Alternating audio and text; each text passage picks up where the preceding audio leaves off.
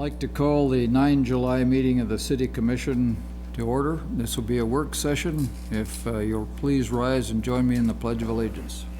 I pledge allegiance to the flag of the United States of America and to the republic for which it stands, one nation, under God, indivisible, with liberty and justice for all.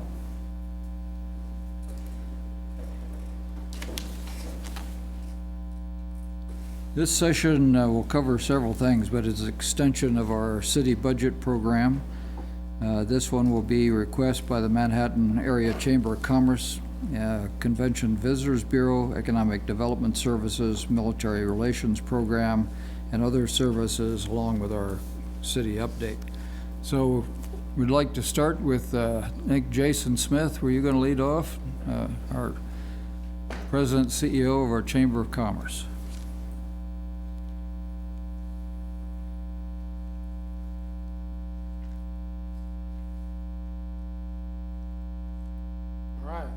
Commissioners, thank you very much for the opportunity to be here today.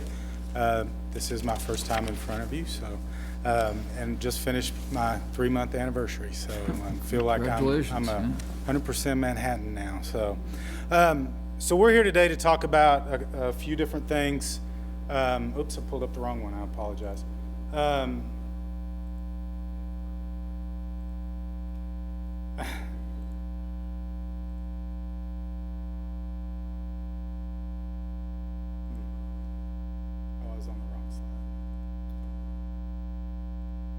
So, but primarily the things that we're going to discuss today are jobs and how the Chamber works to impact jobs and economic prosperity in the community, and then ask for your help, as we always do, and your assistance and investment in helping us with these projects. So we're going to talk about 3 separate programs today. One is Convention Visitors, which of course Karen will be here to talk about.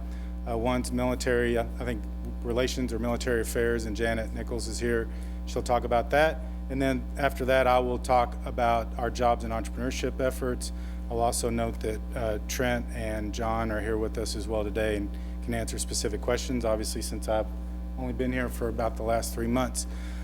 So as we talk about convention visitors, because I'm going to ask Karen to kind of lead this off, you all have seen this slide before. We all know the fiscal impacts of visitors on the community. A visitor comes in, spends money. As Commissioner Reddy's pointed out, they don't use a lot of services, so it's what a lot of people consider to be one of the truest forms of economic development because of its impact on communities. But we would also like you to consider the impacts of tourism on a lot of the other elements of our job program as well, something that we haven't talked a lot about recently. This is a model that I believe very strongly in, that we've moved into, I think, across the country in terms of economic development, and why it's important that you have your economic development and tourism programs working together is all these things work together to make the community larger. So a community that will attract visitors is a community that will attract and retain residents. So anybody that's considering moving to a community, the first thing they do is visit. So I'm an example of that. When I was considering the job here, I came here, spent a couple days, looked around, and viewed it from a visitor standpoint, not as a resident standpoint. And so it's very important that we're able to attract and impress visitors so that we can attract and retain residents, because that's how we get people to locate and start new businesses. Those businesses hire new workers. The businesses then help develop new amenities because they want their workforce to be happy and they want to be able to attract a workforce, and new amenities attract new visitors. So it's a cycle that all builds upon each other. An example of that, we have an employer in town, Civic Plus, who built a new facility, and then of course their owners have also invested in amenities in the community. Number one, to help attract or retain employees, but at the same time, those have also helped us attract new visitors. The other thing that we've noticed is, in terms of economic development, visitors have become more important on the site location decision in economic development. So this was a survey that was completed of corporate executives around the country by DCI, which is an economic development marketing firm, asking specifically what influenced their perception of a region when they were considering locating there. 50% cited travel, so whether it was business travel or personal travel, as a major influence on where they chose to locate new businesses. So as we listen to Karen, and I wanted to touch briefly on that because I think it's really important, not only as we're considering the fiscal and economic impacts of the visitor, but also the branding and the facility development and all the other things about tourism that are important to our overall economic development efforts. And so I'm going to ask Karen to come up now and give her second quarter report. Thank you. Good evening, Commissioners, city staff, and Manhattan community watching at home. As Jason said, this evening we'll be doing twofer. We'll be giving you our second quarter activities as well as giving you our 2020 budget request. Ben Siegel is the chairman of our steering committee. Ben is finishing up a vacation. He's flying home as we speak. So this evening he's not here, but I certainly want to recognize the great support that we have, not only from the chamber staff, but the steering committee as well as the chamber board of directors that they give to the Convention and Visitors Bureau, Economic Development, and the chamber organization. And again, it's a partnership that we share with you. So again, it's with the delight that we share. As you know, the mission of the Convention and Visitors Bureau is indeed to expand the local area economy by attracting visitors. We have a great mission with a great community in which we do that. And so as we delve into it and talk about some of our challenges and some of our benefits, I want us to keep in mind what our mission statement is all about. Again, second quarter, due to the timing, it always seems like I'm way behind in giving you the STAR report. The STAR report that I can get you as close to today per month is through the month of May. As you look at that, you will see that we've had a slight increase through the month of May. We had a 63.5% occupancy with an average daily rate of $98.86. Revenue per room was $62.79. The supply remains the same with the demand just slightly up. Generating the revenues from those hotels, usage was a little over $11 million. We look for June to be an interesting month, and we're happy to share that. That information, again, always comes to you in your monthly report that you receive from us. Again, just another way for you to look at what our monthly occupancy does. This is getting pretty busy with 5 years for you to see, but looking at January through May, you'll see that it begins to tick up. March through May, we dip a little bit in July and August with not a lot of conferences that are going on, but that's more leisure travelers that come in, and then we'll uptick again in September through the end of the year with activity. So during the second quarter reflects the April through June months. We worked directly with 47 meetings, which represented 4,770 room nights, 6,701 attendees with that estimated economic impact of $4.8 million. Of those conferences, of those 47 conferences, 8 of those we partnered directly with Global Campus on in helping them assist with meetings that they brought to town. And we also wanted to remind you, when you look back at that STAR report, there are some meeting planners that go directly to the hotels, or there's business that comes in and out of our community that miss that opportunity to work with the Convention and Visitors Bureau and the staff that can guide them with that. This picture, you might wonder, who is that woman that is enjoying sitting with Willie the Wildcat? Well, that is Carrie Kerr. She is a third-party planner, and she works as a senior director of global accounts with HelmsBriscoe. She visited Manhattan on April 22nd and the 23rd. We brought Carrie into town to tour our hotel meeting spaces, several of our tourist attractions, as well as our restaurants. The purpose of this visit was to evaluate our properties and our city from a meeting planner's perspective. She confirmed that our downtown area and the walkability from the conference center to our downtown is a huge selling point. She provided evaluations of all of our properties and met personally with all of the directors of sales of our hotels. She believes and validated what we already knew, that Manhattan is full of potential and is in a great competitive position, particularly relating and competing with our surrounding cities. Are there drawbacks? From Carrie's perspective, yes. a drawback that we already know, and that is, Jesse, I'm sorry, it's not to throw stones at you, but it's our limited air service. She says that direction and that drawback is that for bringing and attracting larger national groups to our community. Not something that discounts us from the meeting market at all. It's just something that we need to be aware of. Carrie also suggested that we focus on being a drive-to destination, again confirming what our research has shown, in order for people to enjoy the beautiful drive through the Flint Hills while making their way to Manhattan. Her quote, and I think is something that we will use often, a drive to Manhattan is a short drive from the Kansas City market that feels a world away. We think that that was very valid. Tony Ballard is serving as our convention sales manager, and we've kept him really busy during the second quarter. He represented Manhattan at the 4th Annual Destination Celebrations in the Crossroads District of Kansas City in April. With more than 125 CVB representatives from all destinations ranging from Anchorage, Alaska to Mobile, Alabama, Manhattan, Kansas was there with a presence. And it was with complete bliss that he was able to showcase Manhattan in our many offerings. He showcased Manhattan to over 160 meeting planners that were registered at this.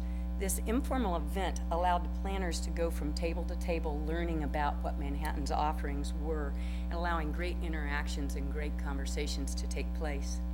Destination Celebration also piggybacked into the annual Professional Education Conference of the MPI KC chapter. Both events were designed for those meeting planners to learn more about what Manhattan's offerings were. Also, the second quarter was busy in the fact that we were represented at 3 different MPI KC events besides the one that we have already mentioned, interacting with over 130 meeting planners. An MPI Heartland Chapter Conference was held in Iowa City with 100 members attending, and also there were 2 KSAE events with 125 members there. Also, we attended a bio break reception held by the Kansas Bioscience Authority here in Manhattan, again sharing with planners their opportunity to meet here and telling them of our conference center expansion and what our meeting options are. Second quarter sports. As it warms up, so do our activities. During the second quarter, 17 sports events were held across Manhattan, which included events of baseball, softball, running, golf, soccer, and swimming. These sporting events represented 930 rooms, 5,450 participants, generating $1.8 million in an estimated economic impact. Growing these tournaments to welcome more and more athletes and their fans is necessary for us to increase our economic impact. This is when I wish Ben was here so we could all congratulate him on a successful Bill Snyder half. It is truly one of our signature events, and this year was the first year for the runners to end their competition on the field. We're thankful to Coach Snyder, lending not only himself but his name as he congratulated each of the runners as they completed their finish. This event had 1,840 registered runners, of which 1,078 of them were participants in the half marathon, and 762 of them were with the 5K. That's a 22% increase over the previous year. Another activity that we are involved in is the Flint Hills Tourism Coalition. The Flint Hills Tourism Coalition consists of 22 counties working together to promote tourism to the Flint Hills. The Flint Hills Passport that you see on this slide was planned to be unveiled at the Symphony in the Flint Hills this year. Due to weather, this symphony was canceled, but the Passport continues on. This Passport is a great offer with you buy one, you get one free deals at 35 participating unique local restaurants throughout the Flint Hills. The cost is $25 per passport with a $300 value. The way you get your passport is by going online and you visit the website of TravelKS/Flint Hills in which to order and to purchase, and then you'll receive that passport. It's a great way for people to experience and get out to travel through the Flint Hills. So, let's talk about Country Stampede. Manhattan has had the good fortune to have birthed and grown Kicker Country Stampede. Certainly, Stampede Week had made a difference in our community for many years. This slide is showing you, over the past 5 years, on average, our hotel occupancy ranged in the upper 70% for the week. With the unfortunate move this year, we experienced nearly a 15.6% dip in occupancy. You can see on that the orange line of what our average occupancy was Sunday through Saturday, and then for the week occupancy, and what that drastic change did. The earlier part of Sunday through Wednesday are when there are conferences and everyday activity that takes place. As we have looked at our numbers and looked to see, we average probably in that loss about a $10,000 to $15,000 loss in TGT tax that wasn't generated with Stampede moving away. A task force has been formed and will meet this Friday for members of the community to consider the possible options of festivals, of what we can work together to bring to town to fill that void of Country Stampede. Again, the Chamber did not own Country Stampede. We certainly promoted Country Stampede because it accomplishes our mission, and that's to attract visitors in order to expand the local area economy. National Tourism Week was held May the 5th through the 11th. For the past 3 years, Visit Manhattan has recognized a tourism collaborator who has contributed in a significant way to tourism. This year, Dave Lewis was honored as the 2019 Hospitality Partner. Dave's voice, whether behind the microphone as the voice of the Wildcat, or K-Man's Morning Show, or the Greater Manhattan Community Foundation Annual Banquet, Festival Lights, or yes, even as the voice of Johnny Caw, Dave constantly shares the importance of tourism to our community. Mayor Dodson, we want to thank you for the proclamation that was read declaring May 5 through 11 as National Tourism Week. And as you know, this year we were going to do that little hook with celebrating and dedicating Johnny. Yet again, we have had the challenge of weather that has delayed that dedication. But stay tuned when we do celebrate that. Again, we will celebrate that well with a little fun run in City Park and giving tribute to those that have been involved with Johnny. And you might even find a sweet treat of pancakes, which happen to be one of Johnny's favorite things. So stay tuned. Marcia Roselle is our Sports and Leisure Tourism Sales Manager, and during May she attended the National Association of Sports Commissions meeting. During this conference, the National Association of Sports, or NASC, announced that they will be recognized from now on as a Sports ETA, which stands for Sports Events and Tourism Association. Manhattan is also a part of Sports Kansas, and this group is represented in this photo, representing communities from across the state of Kansas. Marcia is working towards her certification to become a certified sports events executive. She's really close to having that done, and as she goes for that, and as she has that opportunity to reach out to sports planners, it's a great way to build those relationships and to market Manhattan, to tell about our future sports facilities that are coming online. A complete report will be given to you during our third quarter presentation, in which we will be talking about the task force that has been formed for us to, and they have been formed and have completed their mission of working on how we market and improve our sports message for our new sports facilities as they come online. Also wanted to share with you again about the weekend of June 8th, which was celebrated with the biennial event of National Festival of Breads. Certainly the Kansas Wheat Commission is the one that brings this to life, and this biennial event this year was attended by over 3,500 people that went through the doors, 3,500 people that came through the doors. The participants, or these 8 people that you see on this slide, enjoyed Manhattan for 4 days, in the fact that as they came, they explored our attractions. They were on a Kansas wheat farm. They experienced harvest. They went to a grain elevator. They went to a milling operation. They understood a little bit more in depth the research that is done at Kansas State.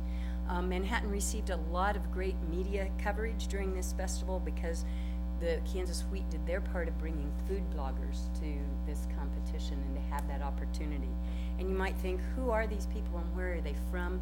The winner this year was from Salt Lake City, Utah. So again, the story is being told across the United States. Second quarter report, Visit Manhattan continues to build our loyal followers and expand our reach and impressions throughout the second quarter. Through our targeted social media campaigns, we've increased our reach and impressions to attract visitors and continue to draw interest to Manhattan. We've seen a 3 to 3.5% increase in followers, with Instagram boasting a 5.4% increase during the second quarter. And of course, it's important our communications team knows that content is king. The importance of posting quality content is key in attracting impressions and engagements with our followers. During the second quarter, our followers love Manhappiness. This snapshot of Points Avenue reached nearly 6,000 people and earned 296 likes. A place that we love full well, this video touting Kansas State's Grandparent University event gained 5,000 total views and was viewed with a total of for a total of 930 minutes. That's a lot of K-State love and a lot of love going to Manhattan, Kansas. This slide usually is when we show you a great new video and you guys go, oh wow, that's really cool, because we think it's really cool. Well, this time I'm just going to show you slides because we are in the midst of doing something that we've waited for a long time. We're in the midst of a great social media campaign that will also be used in television. This campaign, this was the first shot of the video of the shoots that we did in June. We showcased the Konza Prairie, the Beach Museum of Art, KSU Gardens, Third Thursday Shopping, and Liquid Art Winery. All were featured with that Oh Man. That scene that you see, that's a sidewalk artist that the Beach Museum supplied to us. There was a great overhead shot of that will take you into the Beach Museum for you to see Manhattan in a different way, so it will go with our campaign of Oh Manhattan. And so we're real excited. Stay tuned. Third quarter, we'll be able to show you the finished product. So budget time. I'm not envious of the challenge that you all have to do as you set a budget. A bright spot continues to be that of accommodations and food services, one of our strongest sales tax generators. As Jason said, we know when visitors come to our community, they enjoy and experience our community and then make that decision whether to come and live and invest in the community. Our research shows that Manhattan welcomes over 355,000 visitors a year, which generate these taxes. Visitors come. We anticipate for 2020, the total transient guest tax collections will be around $1.9 million. Directed to the CVB, we are asking that $1.2 million be directed our way. 2020 will also be the year that it's the full year that those transient guest tax will be assessed at the 7.5% collections. Starting July 1 was when that went into effect. We understand that due to the TGT collections, our budget varies from year to year. We're being optimistic with that estimation that we have submitted. As the CVB sets our program of work for 2020, our focus is to focus on projects designed to expand opportunities for visitors to come to Manhattan, to spend the night, to dine, shop, enjoy our many attractions. As visitors' pocketbooks are emptied into our city coffers, it causes our sales tax collections to rise. Proposed highlights as we look to the budget for 2020, what we are proposing that we will do are 3 meeting planner events in which last fall, we had a meeting a planner event here. Our sales team worked diligently to bring people here with the caveat of going to a KSU football game. This year, we're planning 3 events, not in Manhattan, but outside of Manhattan, being in their home base, telling them the story about Manhattan. We have events that will be planned in Wichita, Kansas City, and Omaha. We also are proposing that our budget will be used for our new website, as also a promotion and support of new festivals that might come as a result of the task force that's coming online in this Friday. Also, social media. Our videos, social media push, and television to tell that story is a must. That comes at a cost in which to do that, but that is what we have implemented into it. We also have implemented the promotion of conference center expansion and sports facilities to tell our story of what is coming on, where people can meet and play is very important. All programs, all sales and marketing will be targeted to entice visitors to say, oh, Manhattan. what a great place to be. So with that, who might have the first questions for me? Thank you for the presentation. I think the numbers are not too bad. I think in one of your slides, I don't know, second slide maybe, where you showed the revenue for 2019, well, for the past 5 years. So even though we are at 1237 in rooms, the revenue is more than it was when we had 1450 rooms.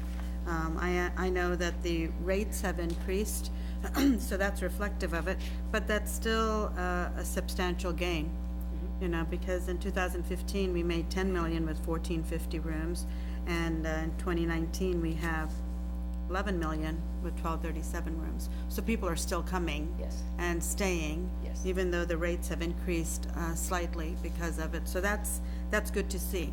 And we'll see what happens when the Marriott comes on board. So I like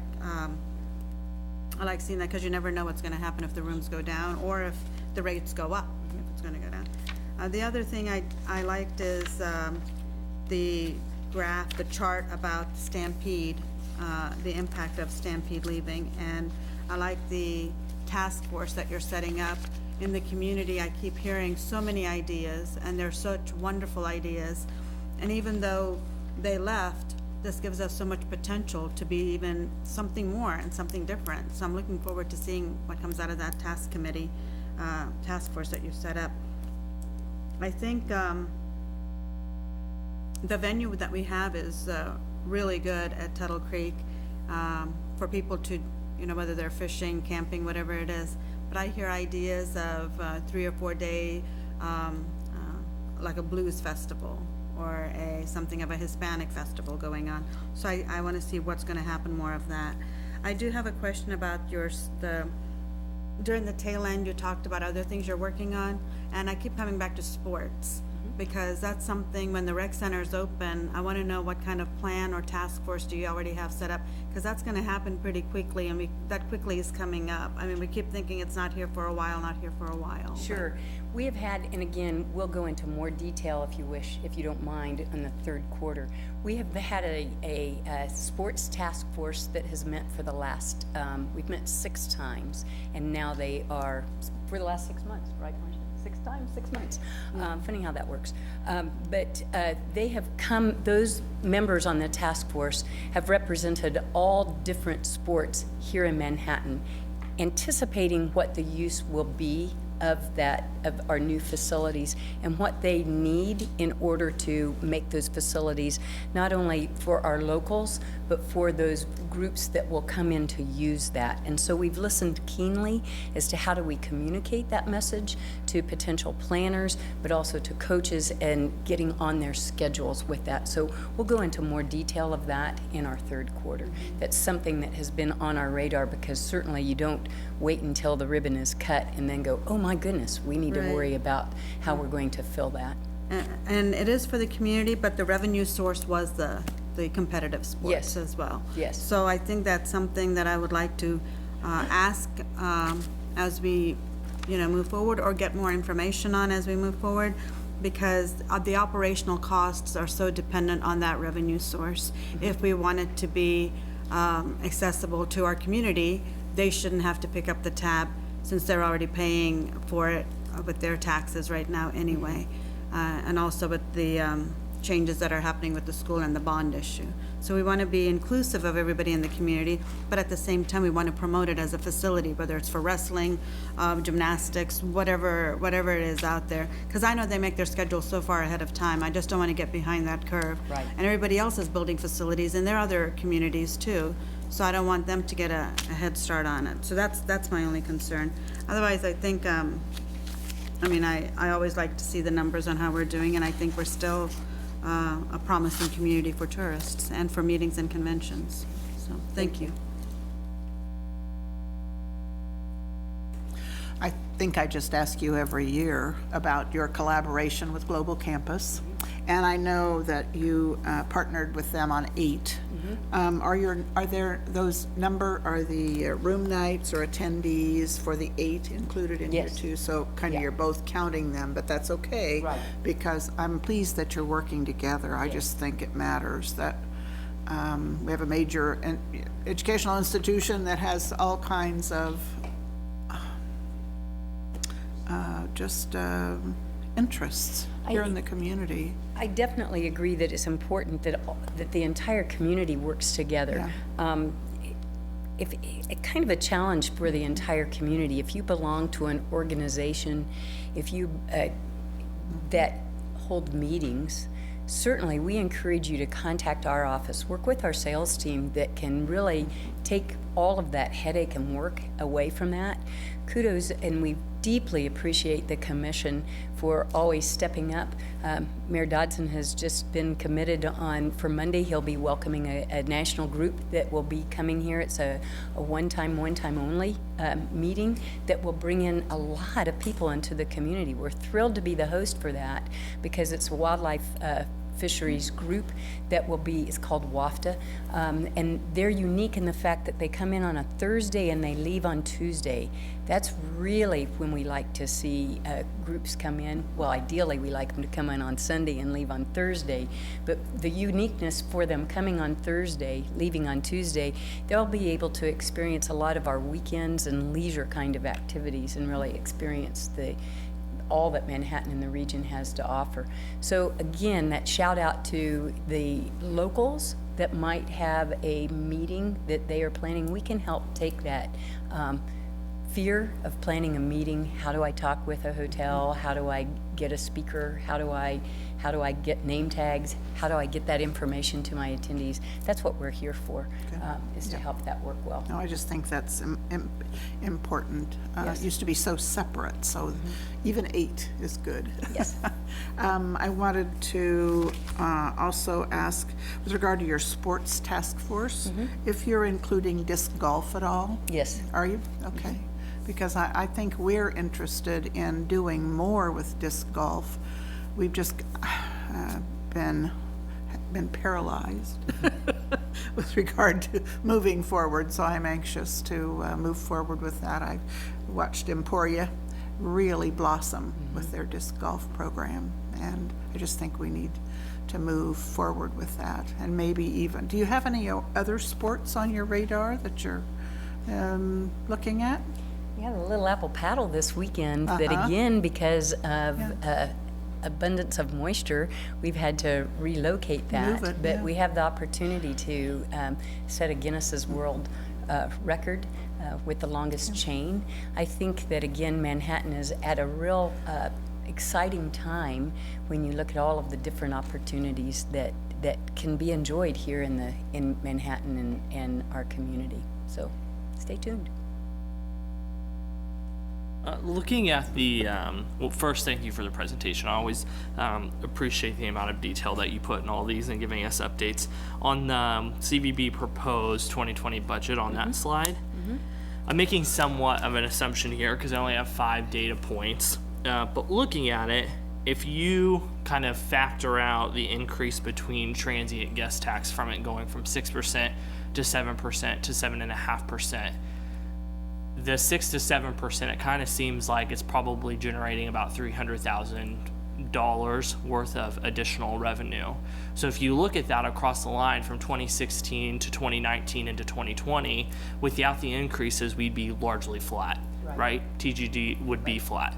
So I feel like we come here and we get these updates and we're always seeing the amount of people coming here seemingly seems to be increasing, the amount of conferences that we're holding seems to be increasing, but those numbers aren't changing at all. Am I missing something, or why is that? These are estimates as to what we estimate. Is Bernie here? There's Bernie. Shall I confess now, Bernie, of how conservative I am? When we look into that crystal ball as to what next year will hold, certainly there are conversations that are held with all of our meeting venues of what they have on their books, what we have on our books, what we anticipate with activities and all of those. So those are our estimations of what we anticipate next year will be.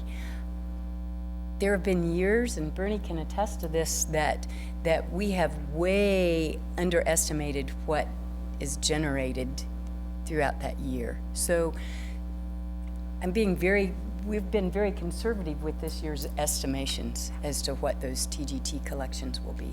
I'd like to be pleasantly surprised that we were way off and we're way more with that. With that being said, Are those, is from 2018, 2017, 2016, are those estimates or are those the actuals? those that are reflected there were the estimates that what we estimated when we put it into your budget. Yeah. Yeah. Well, I mean, I appreciate conservative estimates, but it doesn't really tell me a great story really from did. here on why we should further invest in CVB Sure. if I see that money stays flat over that period of time. So, yeah, I would be interested to see what that is. I mean, the other thing that I think, because this also doesn't take into account like sales tax and people who don't spend the Right. night here. So another thing that I just thought of that I think would be interesting to see, which I'm sure you have somewhere, is you break down the hotel vacancies. You break those down by month. It would be interesting to see on like the number of conferences. Like, truly, do we have more conferences in Manhattan in 2019 than we do in 2016? And what does that look like? What are those numbers? I can easily show you that. Would you like that third quarter, or would you like that at the end of the year? I would prefer it now before we do budget, but it might just be something that you think about including in future presentations. I'll do my best to get that to you in the next couple of, may I just send that to you all? Okay. I just, if someone comes to me and says, why did you give the CBB, another $50,000 or this further investment? I need more than platitudes to give them. Sure. I need impacts, right? And this doesn't exactly tell that story. There's other pieces that do and start to get there, but just a little bit more information I think would be helpful. Thank you. I'll get that to you. Thank you. Yeah, I think I mentioned sort of the same thing that Commissioner McKee's talking about, just about every year. It'd be nice to be able to put some better, hard numbers on how to quantify what you're doing, basically. And, you've always got these estimated economic impacts, like on second quarter sports, it's like $1,800 or $1,824,000. And how do you figure that? Is that just a guess? Is that a guesstimate? Or is there some kind of formula that produces that number? What you mean on the slide that shows how many meetings? Right. That is estimated on what we know visitors spend per average, so that's $311. Okay, that's what I figured. Yep. If you just do a quick division, Yep. it comes out to about $300 a Yep. visitor. So I don't know what the solution is on doing that. The other side of that equation, though, is if people say, well, why are we giving the CVB that money?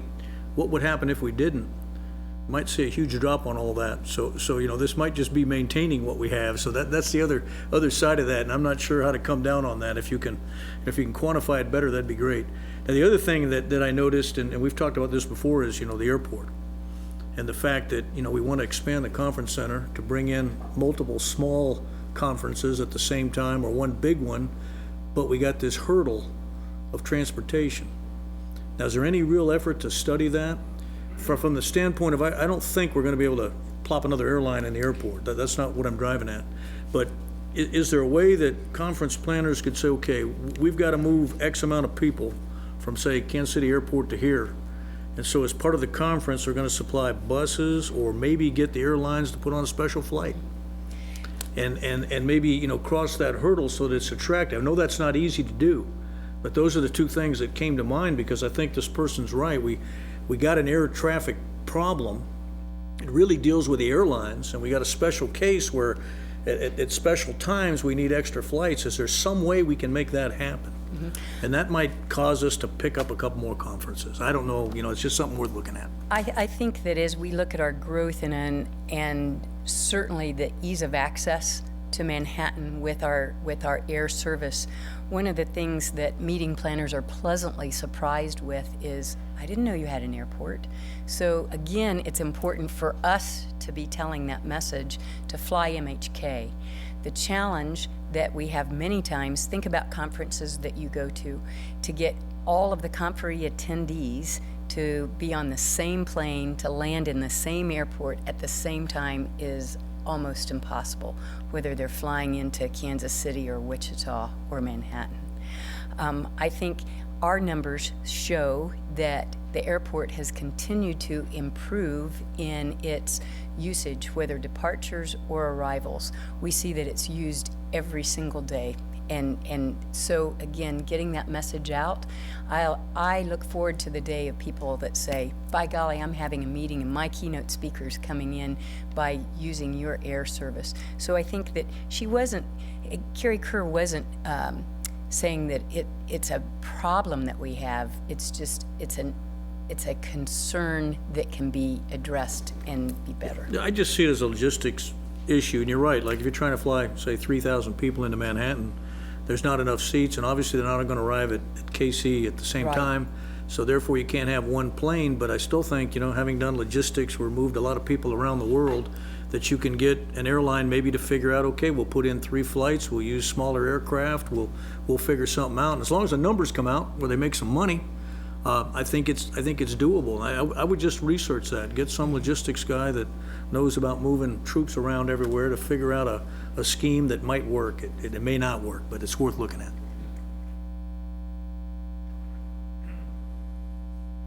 When we were looking at the expansion of the convention center, we had a little bit of data there. And one of the things we relied on was some of the surveys. So the survey said, what are you coming to Manhattan for, if you're coming through the airport, for example? Are you coming to visit? Are you coming for a convention? That kind of gave a percentage of what people came to Manhattan to do. And then one of the other things that we did was we said, okay, well, we've got various sizes of conventions. And as Commissioner Butler said, if you're aiming for the 1,000 or 2,000 person convention, unless it comes from within the state, you're pretty much limited because you just can't get all those people here at the same time reasonably. So we looked at primarily the second tier. In other words, the first tier, we're getting 1 or 2 a year. The second tier, I think we're getting 7 or 8 a year, or something like that. And then the third one, and we knew the fourth one was eroding. Those were weddings and things because people had other venues that were cropping up. So our target really is maybe the second and third tier. And in that regard, we produced a chart that said, here's the number of conventions by year we had, by size, by attendance. And I think that's helpful always for us. And I know you put that in the monthly statistics, and maybe that would be helpful when we did these quarterlies, because, I mean, if you look at the sports, for example, or the conferences, let's say conferences, sports, and those kind of things, and you can see year over year the same way that you do your statistics on rooms. That allows you to see if we're growing, remaining the same, or where we might have an issue. And the same, at least for me, on social media, I have no idea whether these numbers are good, bad, or indifferent. They're a snapshot. So if they're going up, I guess that's good. If they're staying the same, we probably ought to keep doing it anyway. The other thing I would say on a lot of these numbers are, it's hard to say what would happen if we didn't support the CVB. Then where would we be? So this is a little hard to prove the negative on some of these cases, but I think just those kinds of data sets would probably be very helpful. And again, you have a lot of them in your monthly reports. We just don't see them here, but appreciate all you're doing down there. And maybe the one item that I know we're all focusing on now is the Stampede. The impact that Bernie's gonna show us, we have to wait till August, I think, to see the June figures, because it'll have what you have plus what some of the merchants have, the loss of some of their revenue that maybe we'll be able to see in there.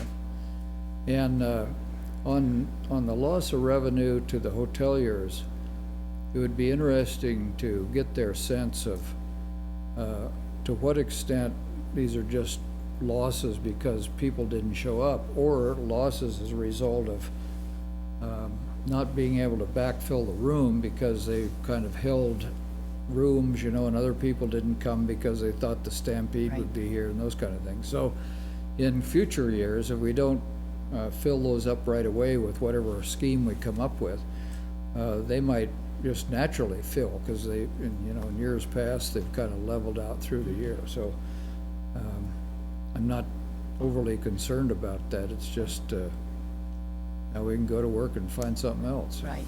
It's a great time to be a part of Manhattan and to see what's next, so, yeah. Appreciate your comments. Yeah. We'll make those adjustments for our next presentation, and thank you for being the leaders in our community. Thank you, appreciate it.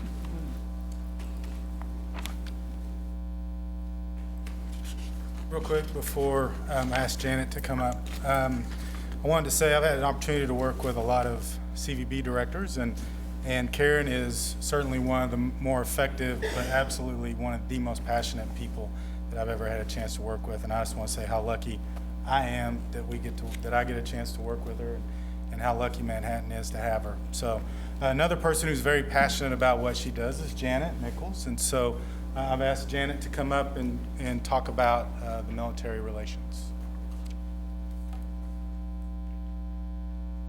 Should be good to go. Okay, cool. Hi, Commissioners.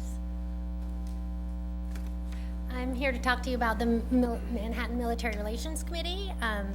Last time I was here, I said I was set to launch the ADVISE program. That is a networking program to connect transitioning soldiers who would like to live in the Flint Hills area with members of the Manhattan business community. It was launched in May at our MRC lunch there. I currently have 2 people in the program. And actually today, later on, I'll talk about the Kansas Military Alliance, but I've also went ahead and shared it with other military relations professionals in our state. I think it has a lot of promise, and hopefully I'll be able to update you a little bit more on how that's going, because it is just so new. Here's some events. Top left is an MRC lunch. That was the first one of the year. That was February. Some of you may know the gentleman standing. That's Command Sergeant Major Tony Grinston. He's a former Command Sergeant Major of the 1st Infantry Division. This summer it was released. He's the incoming Sergeant Major of the Army. So it was quite a prestigious guest to have here in Manhattan. This year, I'm really happy to report that despite 3 brigades being deployed right now, our MRC lunch attendance has remained steady at around 100 a month. So I'm really proud of that, and that just proves the value of the networking experience for both the members of the military and the civilian workers of Fort Riley and the Manhattan business community. Next, I usually have a rodeo picture here to the right of the Tony Grinston picture, but I did a change of command.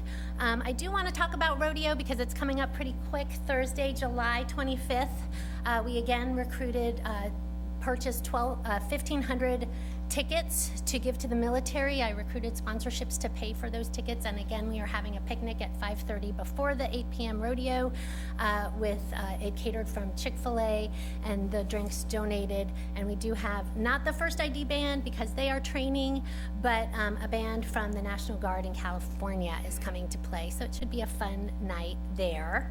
But I did want to touch on the change of commands. This summer is a really high turnover for Fort Riley. I've heard an estimated 65% of the division staff has turned over. 4 of the 5 brigades there have turned over. 2 so far, DeVarty, the division artillery here in Manhattan, and this past Sunday, 1st Brigade changed out in Poland, and the other 2 will be forward change of commands. It's a little different. I do miss, it was raining for the DeVarty change of command. I missed the Cav charge. Would have been fun to see that. That's an old one. But next I have the best K-State football game of the year, the Military Appreciation Day at K-State Sports. That is October 5th. We're playing Baylor. Come early before the game. We don't know what time it starts at this time, but again, there will be a tailgate at Cat Town beforehand with barbecue, and I love that picture. That's General Kolashevsky, the commanding general. That is the Fort Riley Soldier of the Year who did compete at the next level, at the Corps level, and a really great guy. And then it is Colonel Schrader, the garrison commander there, running out with the team. And then next is the Veterans Day Parade for Manhattan. We are knee-deep in planning that. We're really excited. Our theme this year is the 75th anniversaries of D-Day and Battle of the Bulge, and we will have World War II veterans participating both in the parade and in, hopefully, what our plans work out. I'm not going to say them at this time, but hopefully they'll be a big part of our indoor ceremony that follows the parade. And I am going to have to quote Carter Ham once again, who said, "There is no place on earth I'd rather be on Veterans Day than in Manhattan, Kansas." So I'm really proud of that. We are the largest Veterans Day parade in the state. And if anybody tells you otherwise, they are not telling the truth. And finally, but this is the Kansas Military Alliance. We started this last year with military relations professionals throughout the state. We actually met today in Salina. We have streamlined it a lot since the inception, and today we really made big strides. Everybody talked about what things that are going on there, their community, projects they're working on, or issues they may or may not have, and we really was a meeting of the minds of people who have my position from military communities from across the state. Perry Wiggins is still an integral part and player in all of this. He gives us briefing on what's going on in the state. He updates us on the governor's military council, and he even lets us in on what he exactly briefs the governor on a monthly basis. So his participation is really integral to this, and it really is, our goal is to make Kansas the best place for the military and their families and veterans in the United States, and we're really working towards that goal. So that's going really well. And now finally, I'm here to request a budget for the Manhattan Area Chamber of Commerce for my little corner there, the MRC. As always, the chamber matches those funds that we request 2-to-1. And so my budget is 3 times the $40,000 that is requested. And so our Fort Riley's economic impact, as many of you may know, is almost $2 billion. And it does get, if you use the Congressional Budget Office's multiplier, it's in almost $4 billion. And I work really hard to integrate the folks from Fort Riley in our community and help make Manhattan the best place in the state for the military and veterans and others to reside. That billion is reflected by veterans and their families as well, and civilian employees. So right now, the numbers, and this includes deployed soldiers, is over 14,000 soldiers who are stationed at Fort Riley, and almost 6,000 workers. Right now, with the 3 brigades deployed, they're due back October, November. November is going to be really busy from them, from what I understand. There are some trainings that are planned to go on in that time. I'm not sure who exactly is participating in those trainings. I know of 2, one in the state, one out of state. And then I know there will probably be more deployments in the future. That just seems to be the way the military goes these days. But that's all I have for this afternoon. If you have any questions, I'm happy to entertain them.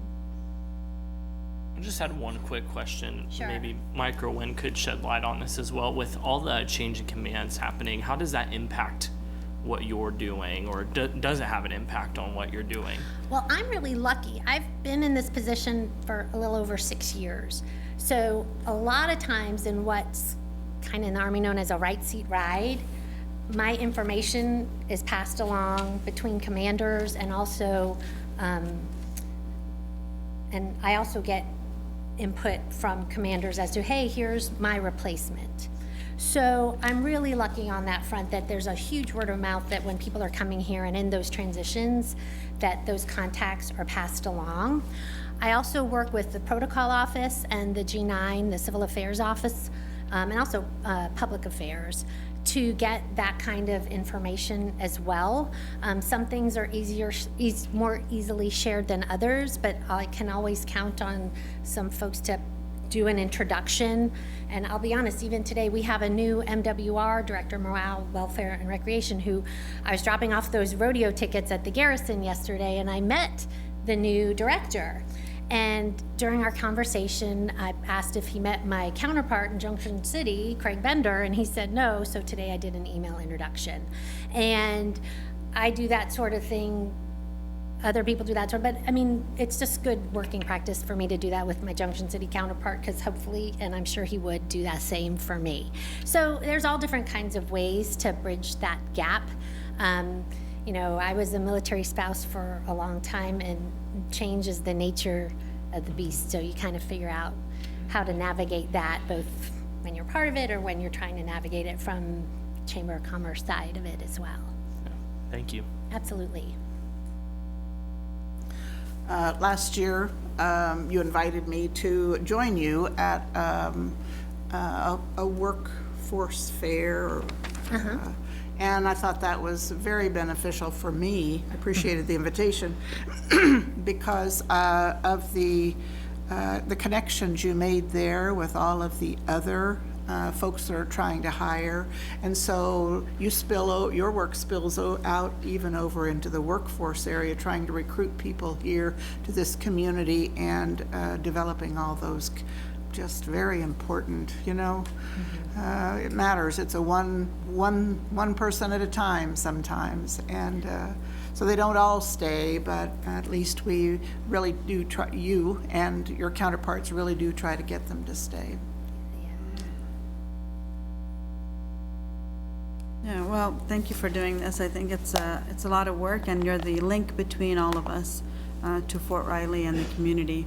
And I think Greg Bender has been a good replacement also in Junction City, so I'm glad that works out well for you. How is the Kansas Military Alliance going? And in addition to that, I would love to visit some of the other military installations in Kansas. How does one go about doing that? Okay, well, the Kansas Military Alliance is going really well. Today was a really good meeting, and it was only people who have my position, so only the Military Relations Committee or Military Affairs Committee person at other chambers.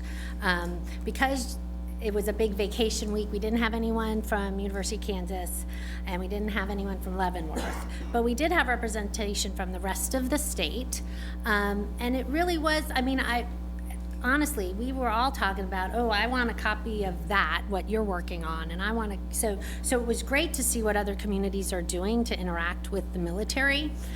And then also we talked about things like licensure, or things at the state level that could help attract transitioning soldiers and retiring soldiers to stay in the area that other states are doing. States like Texas and Wisconsin was actually brought up surprisingly a lot.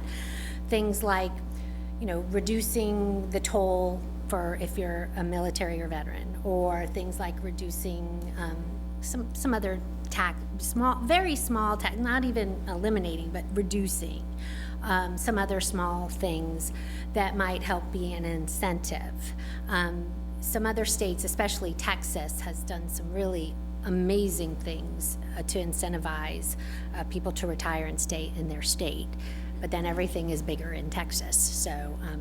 But I felt really good, and we had a lot of encouragement to bring ideas and or concerns to the Governor's Military Council, Perry Wiggins, and to work together to share, share legislative ideas and efforts. So that was really moving, I think, in a good direction. It was a much more focused meeting than our last meeting, so that's going really well. In terms of setting up visits at other military posts, honestly, I probably could help you with that. It might take me a little while to navigate it because I haven't done that, but I definitely could figure out how to do it at Fort Leavenworth. And then in terms of visiting McConnell, I would go through Pat Gallagher, who I've met before, but who I saw today, and ask her for some advice on how to do that. And I could definitely help you get that. Okay. Terry can do that for you, too. Okay. I would just say that I expect that I can always ask Janet for the names and rank of the leadership at Fort Riley, and she always can fill in those blanks for me, especially because I don't know anybody else to call, and she's the local reference. Don't ask me right now, because Yeah. it's hard to remember people you haven't met. That change out is. But I'll Yeah, figure it out. no, so when I remember having to go to her in the beginning and say, could you give me a list? What's their rank? How do I recognize the, so anyway, it was very helpful, and it takes, I think, a lot of juggling to be able to respond to all the questions you get, so thanks. Well, thanks for your enthusiasm. I know it takes a terrific amount of work to, particularly in these times when people are changing so rapidly and units are deployed, and keeping these people and programs together is particularly challenging. So I know you're up for it. Well, thank you. We appreciate it very much. Well, thank you very much. I really do love this job. I love being your military liaison to Fort Riley and representing Manhattan, so thank you very much.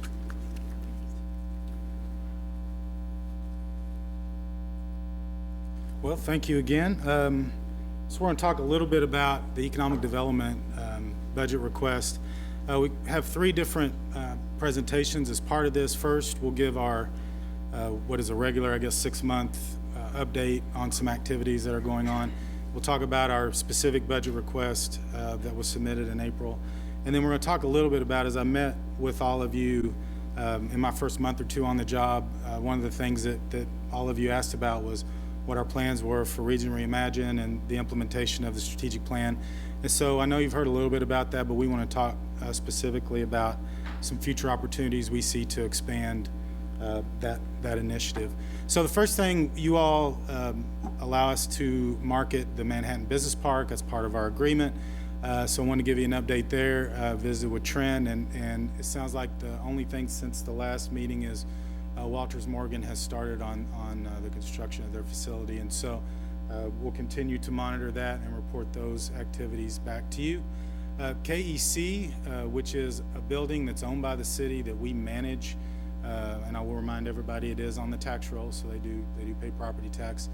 Since our last meeting, we've worked with Diable Labs, which is a microbiological testing company for the food industry.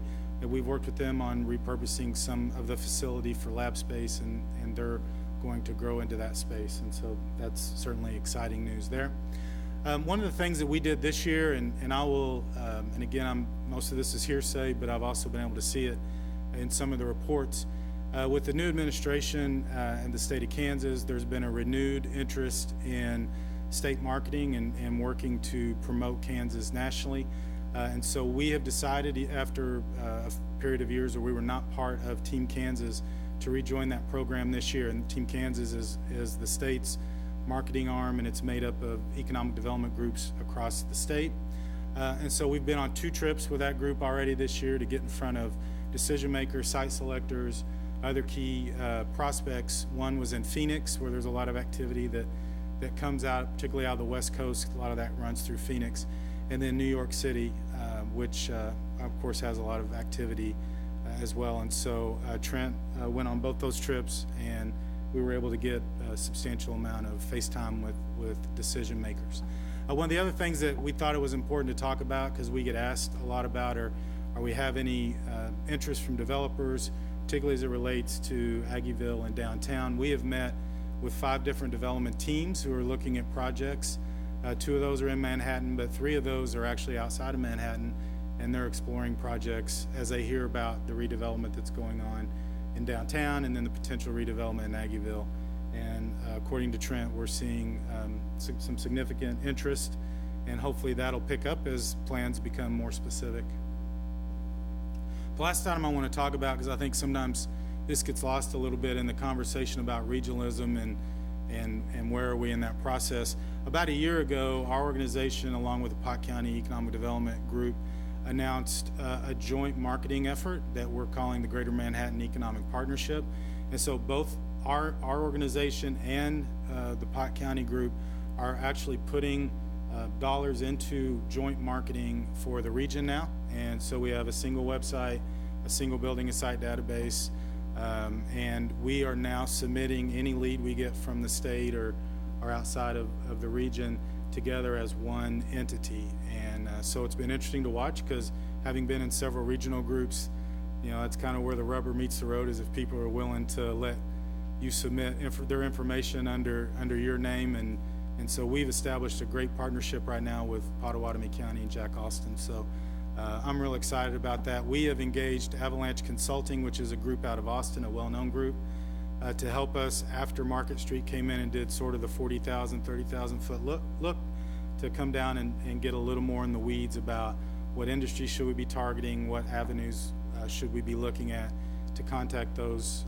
targets, how should we be presenting ourselves externally to a variety of markets. And so they will be delivering that report hopefully within the next 30 days. And so we're real excited to see what that looks like.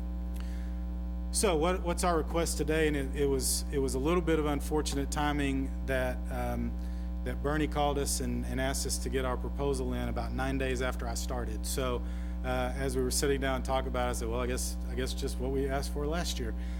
So that's what we did, and so it's $133,000 for industrial promotion, $10,000 for business park promotion. I always want to remind you, and we'll have another slide about this later, that funding is matched by over $700,000 from other sources, including $650,000 from private investment, which I will tell you is a remarkable amount of funds to raise from the private sector in a community this size. I don't know of any other community off the top of my head, and it's probably would be difficult to find where of this size where there's that much funds put into economic development from the private sector. And so we are very fortunate to have an aggressive business community interested in growth. So the uses are outlined in your proposal. I don't want to go over those again, but again, those are similar to the uses that we asked for last year. So what's next, and where are we in our planning process and implementation of the strategic plan? So the first thing I want to do is go back and take a look at where we've been since we started the Advantage Manhattan in 2002. So there's over 2,300 jobs today that have been created by our partnership since 2002. Astronomical number in terms of payroll of 48,000. That's a high number for what a lot of other organizations are reporting during that same time period. And those are jobs that are here today or expected to be created. There have been some instances, especially if you go back nearly 20 years, where you may have worked on a project that had some jobs and then closed or downsized. Those are just the jobs as they report them today are expected to be created. Of those, $1.4 billion has been invested by those organizations or companies, and there's a current total payroll of $120 million each year. So just briefly, and one of the things that as Commissioner Butler pointed out, we need to do a better job of taking a look at the economic impact of what we do on an annual basis. So we're going to have that for you the next time that we present, but just so we'd have something today so you could kind of take a look at what does a job mean to your general fund. These numbers come from the Bureau of Labor and Statistics, and just talks about what an average household where there's 75,000, which is the average, what they spend each year on a variety of products. And obviously you see the products there that are, or the categories there that are taxable. And so you get a better feel for what that impact is on your own budget. So what are our economic challenges as we've looked at? So Manhattan is following a Kansas trend of domestic outmigration. So we are seeing growth, but it's basically what is expected growth plus international migration. We are actually, when it comes to people moving in and moving out from other domestic locations, as of the last report, which was what Market Street did in 16 or 17, we are actually seeing that as Kansas is as well. We have lower than average public sector growth, which is a big deal when your economy is based on public sector jobs. and that's for the combined statistical area, so that's Raleigh County and Pot County and Junction City. And then overall, we've had stagnant job growth, and I pulled a chart just to kind of show that. I think this illustrates that better than anything I can say. And that's not necessarily regionally expected. Kansas has had some stagnant job growth, and I do think there's some ag commodity price that's mixed into that. I think there's some other factors that we're facing that factors into that. But it's clear, and we pulled the numbers up to 18, and there's only 300 additional jobs in the city of Manhattan since 2016. So we are definitely in a stagnant job growth phase. So as Commissioner McKee talked about, particularly, we talk about all these things interact. When you look at hotel motel tax, some of that stagnation is probably mixed into this number as well. I have a quick question about that number Okay. while you're on it. Does that account, like, per se, my company has a job opening, but then we end up hiring a remote worker? Is that counted as, that's not counted as a job here, correct? I'll have to get back to you on that. I believe that it would count as a job because they would register it company. from the company. Got it. Okay. That's what I But figured. I'll but verify that because I don't want to tell you that and that not be correct. Some other factors that are influencing some challenges. We have higher than expected occupancy costs. I mean, that's been reported in a number of different areas. So we're seeing people maybe potentially who would have lived in Manhattan that are moving to some of the other areas. Troop deployment, we all know that that's impacting Fort Riley, and then decreasing Kansas State students, and there's no way around that. Students spend money, so as we see less students, we see not only less money spent by those students, but less visitors who are visiting them, parents and grandparents and other people. So we all recognize that. I think the entire community recognized that, and that was part of the reason why we initiated the Greater Manhattan Project. And the three items that came out of that study and the recommendations all dealt with economic diversification, talent sustainability, and I always have a hard time pronouncing that word, entrepreneurial dynamism. So somebody else said, just say ecosystem and you'll be in good shape. So I may end up doing that. And so when the Greater Manhattan Project came out, or the recommendations came out at the beginning of 18, one of the things that collectively the community decided was to start talking about, well, Manhattan is part of a region. How can we make this more regional and have a greater impact? And so that's what started with Region Reimagine.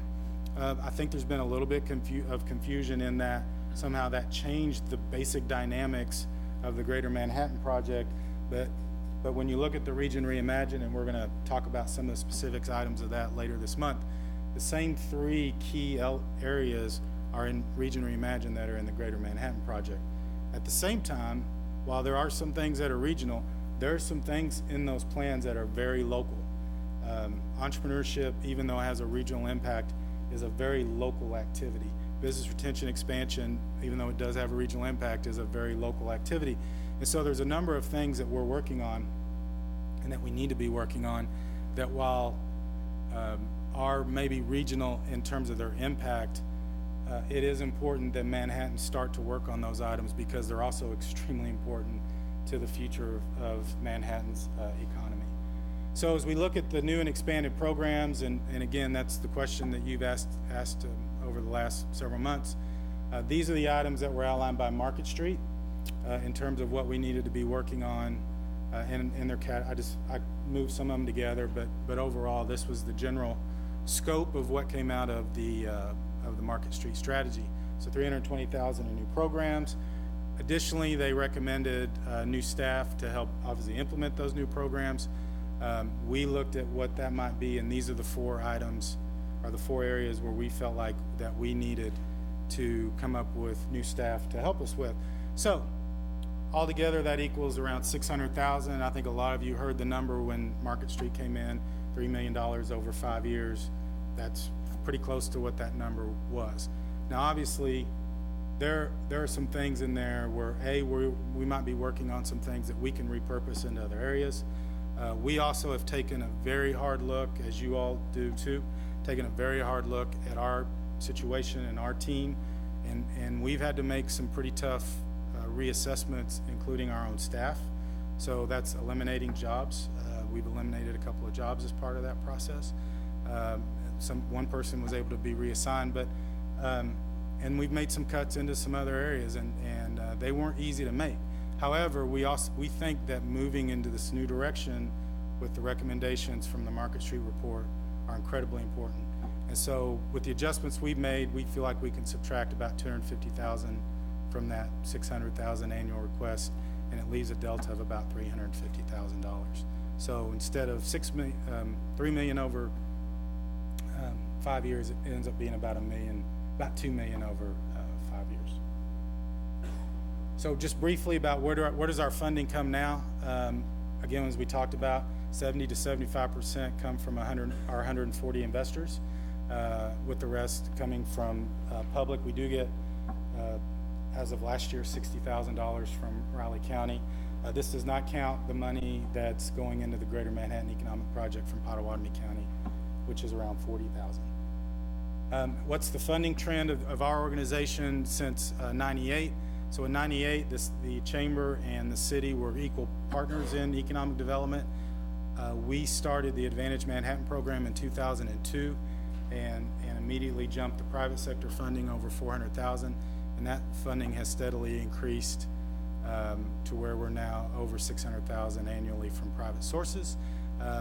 There's been slight increases in the city funding over the years for operations, but generally it stayed between 100 and 150. This does not account for military, which we consider to be a separate activity. So one of the things that I think we looked at also as part of this process was there capacity to go back out to the private sector and raise additional funds. We do think there may be some opportunity there that we've worked into that $245,000 number, but it's going to be very limited. As I mentioned, we are at a max, or certainly at an enviable position of a lot of my peers in other communities in terms of the private support of our economic development program. And so I really feel right now we're about at the cap for what we can expect to raise moving forward. So this is a regional comparison of what cities put into their economic development programming. Now, there's no database to go pull this information. Most of it is either gathered through city budgets or news reports or just talking anecdotally to some of my peers in other communities. But Manhattan is on the lower end of that scale in terms of kind of our regional competitors that information was readily available. It's a little bit hard to compare apples to apples because I can tell you from personal experience of being in Norman, while we did get $125,000 from the city for our operations, we also had an $8 million fund that we could pull from to develop sites. So each community has their own different way of help that the ED Corp could then sell and keep the proceeds. So every community is a little different in how they're made up. The other thing that I think is interesting here that's important to note, if you notice, Lawrence, Ames, and Norman in particular are all basically suburbs of larger metropolitan areas. I can tell you specifically in Norman, we were able to operate at a lot lower level because of our collaboration and partnership with Oklahoma City. And I pulled the numbers from 2018. And in Norman in 2018, we got 12 leads from the state of Oklahoma, which is probably about what we get in Manhattan from the state of Kansas. We got 45 leads from Oklahoma City. So there's a sizable advantage for suburbs like Ames and Lawrence and Norman that we don't have in Manhattan. And so a lot of our lead generation we have to do on our own, which means if we're going to be competitive, we have to continue to invest in that and compete. So the last item I want to touch briefly on, because I think this is really important, and we've started hearing this from not only our private investors, but from you when we've talked about these initiatives. We want to create a better mechanism to evaluate not only our program efforts, but our overall community efforts in economic development. And that was a recommendation from Market Street. This is actually taken directly from that report on the items that they recommended that we monitor and evaluate, and where that source would be and where we stack up with our competitors. This is a start. I mean, we're happy to work with you and our investors on to see what are other things that you want to hear us report on a regular basis. Christy will also be keeping a dashboard of a variety of items as well as part of Region Reimagined, where you will be able to actually get online and see what's going on, particularly as it relates to activity. These are some things that are going to be recommended. I'm pulling these out early, but from Avalanche, in terms of what things that we can be evaluating in terms of our marketing efforts. So what are some things we can measure for that? And then this is something we did in Norman. Every 2 years we went and did personal interviews with our employers and asked them to evaluate a series of, this is just a few, we did about 50 business climate indicators, and we asked them to rate those. And not only did you get a look at how they felt about it at that time, but as you do these over multiple years, you get a view to see from your employers how do their views change in terms of what the business climate is in the community and the region moving forward. So just some examples that we can look at. I know that's something that we're hearing a lot from our investors and from you and from the elected officials is, and we'd really like to see, are we doing a good job and how can we measure those items? So just a quick summary. This is the total request from the Chamber and our entities for this year. I do want to point briefly to the last item in discussing the additional funding with the city administration. And by the way, just my experience, I just want to talk about what a pleasure it is to work with Ron and Jason and Dennis and their team. And it's a breath of fresh air from what I've had to deal with over the last several years. And so I just can't say enough great things about them.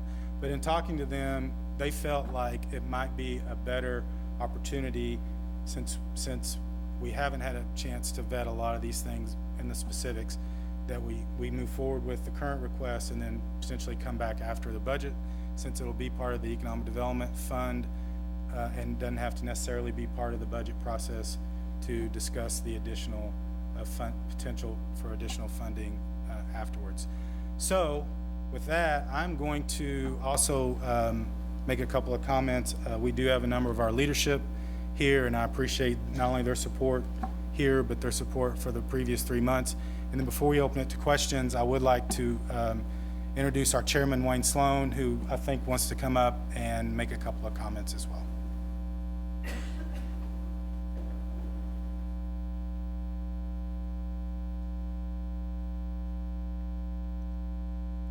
Thank you, Jason. Thank you, commissioners, for letting us come tell our story today and give you an update.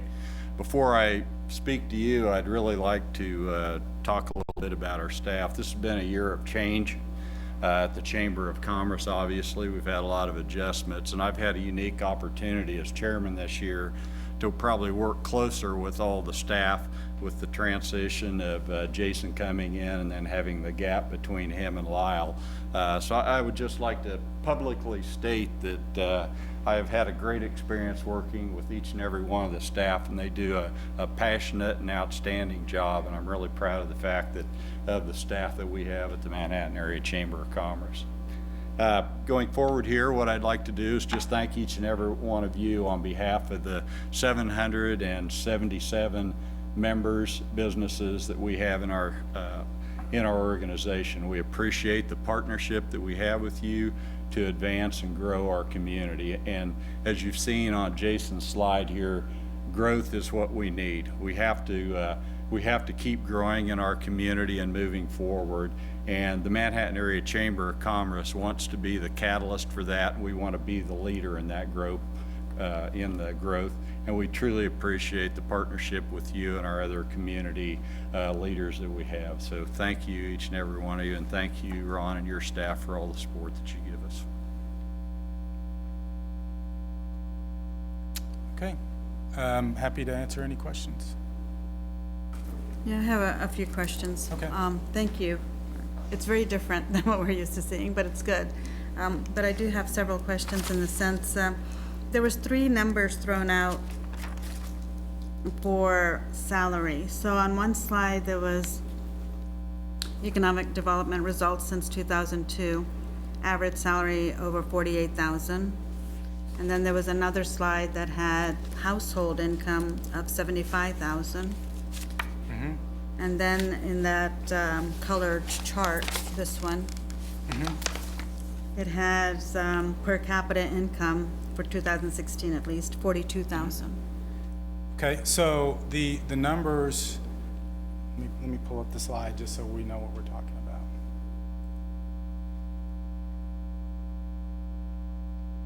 So this number are the 48,000 in this slide. That's the reported salaries for the projects that the Manhattan Chamber has worked on since 2002. So the 2,300, and these are both rounded numbers, right? Right. So of the projects we've worked on, they're reporting either 2,300 jobs now are expected to be created, and the average salary that they're reporting is that it's 48,000. This number is just from the Bureau of Labor Statistics. That has, the 75,000 is not anything in relation to Manhattan. That's just It's the just number the the US, BLS but it uses. still seems kind of big even for the US. Yeah, that's the number the BLS uses when they're, now it's household, remember? Right, even That's for not household, individual. right. And then the number from, I'm sure the number from this is the community. Yeah, it says 42. Yeah, so that's for everyone. That's total wages divided by the number of employees in Manhattan. The So reason that would be all jobs. Right. So, The reason I bring that up is I've consistently heard that we are one of the lower paying salary not only communities, but state. So I wanted to get an accurate identification about where we are, because you also pointed out about housing, and you had that list of expenditures. Yep. And that expenditures list is about what I would think is normal, because when I compare my household to that, that's what I Yeah. see. So I think that's one thing I've consistently heard, is that we have to improve our pay if we're going to attract businesses and employees to work here. I would agree. I would agree with that assessment. I actually debated putting those slides in, but tried to keep it as short as I could. So again, this is my third university city to be in, so Lincoln, Norman, and now Manhattan. And it's a very similar story in all three university communities and in my peers across the nation, that for whatever reason, I think some of it is the type of jobs there are. I think some of it is there's a lot of entry-level jobs because companies move in to take advantage of graduates, and so you get a lot more entry-level jobs than say management and specific skilled jobs. So I think that's a trend across university communities. We will start reporting that moving forward, because I think it's important, particularly as it relates to cost of living. Exactly, and Commissioner McKee pointed out about remote people. So even if they're working remote and we count them as one of our employment stats, they're not paying property taxes here, they're not paying taxes here, but we're counting them as a job here in Kansas. We'll find out exactly. So I don't know how that works. We'll find out exactly how those get counted and make sure that we make note of that when we talk about it moving forward. Because I think that's going to be more of the trend, is the remote agree. employees. In fact, I don't know if you remember reading this, but the city of Tulsa had a incentive where they would pay the first 1,000 people who applied and were approved $10,000 if you're a remote worker to move to Tulsa. Yeah. Topeka's talking about it too. I'm sorry? Topeka's talking about it too. Yeah, so there's the guy who's in Topeka was in Tulsa before that. So you see, there's a lot of competition now, not just for jobs, but for the people who have those jobs. Yeah. I know an employee leaving from Champion to move to Seattle because her mom's very ill. Yeah. She's going to be working remote. Yeah. So I don't know. It's great to have those types of jobs, but that means they're not paying taxes here, which is kind of what we need. You talked about Region Reimagine and the discussion as far as the funding. So let me just ask you a few questions about that. Okay. You said you cut a few positions. What positions were you talking about? Is that in the chamber? Mm-hmm. Okay. Yeah. Was that under Region Reimagine that those positions were cut? They were just To chamber positions? Correct. Okay. So if this is a 5-year plan, what are we going to get in 5 years? What is our goal? Well, those are things that we'll talk about specifically when we come back. The general areas where we're looking at increasing our activity, number one is we have to do a better job of branding Manhattan outside of Manhattan. We do have some with the CVB who does a good job, but we have fallen behind in terms of how people think about Manhattan, or if they think about Manhattan at all. So it's a constant get in front of people, talk to people, and that goes through a huge marketing, that's a huge communication effort. We need to start preliminarily talking about sites. I mean, we can get all the leads in the world. If we don't have the buildings or sites to put those companies on, then we're not going to get them. So there's some money in there to help with that. There's some workforce initiatives that we need to vet out a little bit. So are there ways that we can attract and retain and then train people to fit careers where we have employers who are saying they need more workers? We have a program right now called Return to the Flint Hills. There's some recommendations on expanding that to where maybe you expand it to help recruit new students to Kansas State, or you recruit military people to stay. I mean, there's a whole series of things that you can expand that program out to include. And then the last item is Region Reimagined. Now, these aren't all, we're going to ask for the Manhattan specific items, so we would pay for Region Reimagined out of other funds. But generally, those are the programs where we're looking to make our increases. The last item I would say is entrepreneurship. So we would hire a full-time entrepreneurship person. There's some specific programming that I think we can do to encourage entrepreneurship. But number one, I want to sit down with the entrepreneurs to help develop that, because I think they're the ones that would know where the gaps are the most. And I don't want to start working on that till we know we have the funding to do it. And I just lost my train of thought on the other one, but that would be the other item. Yeah. So one of the things I would like to see is, what is the baseline for all of that right now? Like, where are we on all of that right now? And where do we want to be in 1 year, 2 year, 3 year, 5 years? Like, where do we see that? To say that, you want to be shovel ready, what does that mean? I understand what shovel ready means. Mm-hmm. I meant, like, do you see it having a certain number of sites? Mm-hmm. How do you know you're making progress? If you went from 0 to 1, yes, that's progress, but for that kind of money, I would like to see more than that. So I was wondering if there's already a baseline, and just to have programs in place is useless if you don't know where you want to see that. We agree 100%. So this would be the overarching demographics. Are we affecting the demographics, right? Which is a little bit longer term look. Christy is right now working on a dashboard that will lay out a lot of the things you're talking about and will actually be accessible online. So you'll be able to monitor where we are in the variety. I don't know if you remember the Market Street report, but there are a significant amount of goals under each one of those 3 areas of work. And so where are we on, and that's not all chamber, right? And that's not all city. Some of it is Kansas State, and some of it are our other partners. And so it's important that they're all signed on to this effort as well. But we want to be very transparent. There are the work groups that are in place that I think some of you, if not all of you, are involved in some form or fashion. They're working on setting up those specific goals that you're discussing, so those will be coming forward as well. But yeah, I mean, we're very specific on the items that we're going to want to achieve, and then we're going to have it be very transparent where we are in achieving those. Especially with the numbers, because I looked at your evaluating our efforts piece, and how many brochures and the press releases and all of that. But it doesn't, I don't know what that means unless I see a job here. We agree. Okay, you can have 1 million press releases, but we're trying to create jobs, or we're trying to recruit jobs. So I don't know what that means in all of this. Yeah, well, I would say, in my experience has been, and I think we've seen it, this was another slide I was going to put in and pull out, that effort leads to success, right? And so we measure effort because there's so many things when it comes to landing a job. I have done my best work on projects where I finish second, and sometimes I've done sloppy work on things that I've won.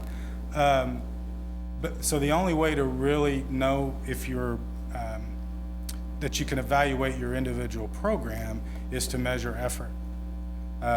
Now, that doesn't mean you don't measure jobs too, and we need to report out jobs all the time, but there are a lot of other factors that influence that actually are outside of all of our control, that we have. So the things that we believe will affect those things, we're going to list. So we believe that we can have a more successful business retention expansion program, and this has been my experience, that if we go down and sit one-on-one with a very specific survey once every other year, if not sooner, with all of our employers, because what we discover is there's a lot of things in that process that helps us with that company to grow. So we know based on our experience that effort leads to success in business growth.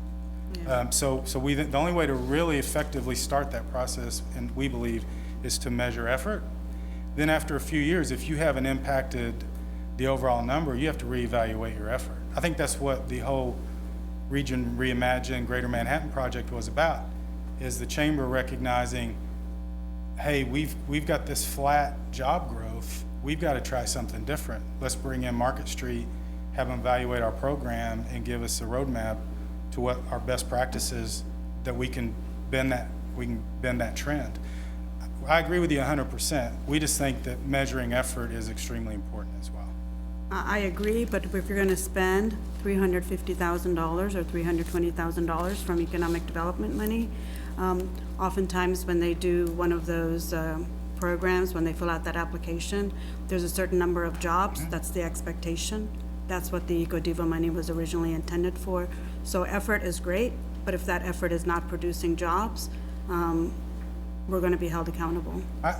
We understand that. So that's the thinking behind it. And I've heard our leadership say multiple times, we feel like that we should have had more. If we had expanded our efforts, we would have had more people maybe coming and using economic development funds for job growth. That we feel like if we can expand our efforts, we'll get more opportunity. You will get more opportunities to look at those kind of projects.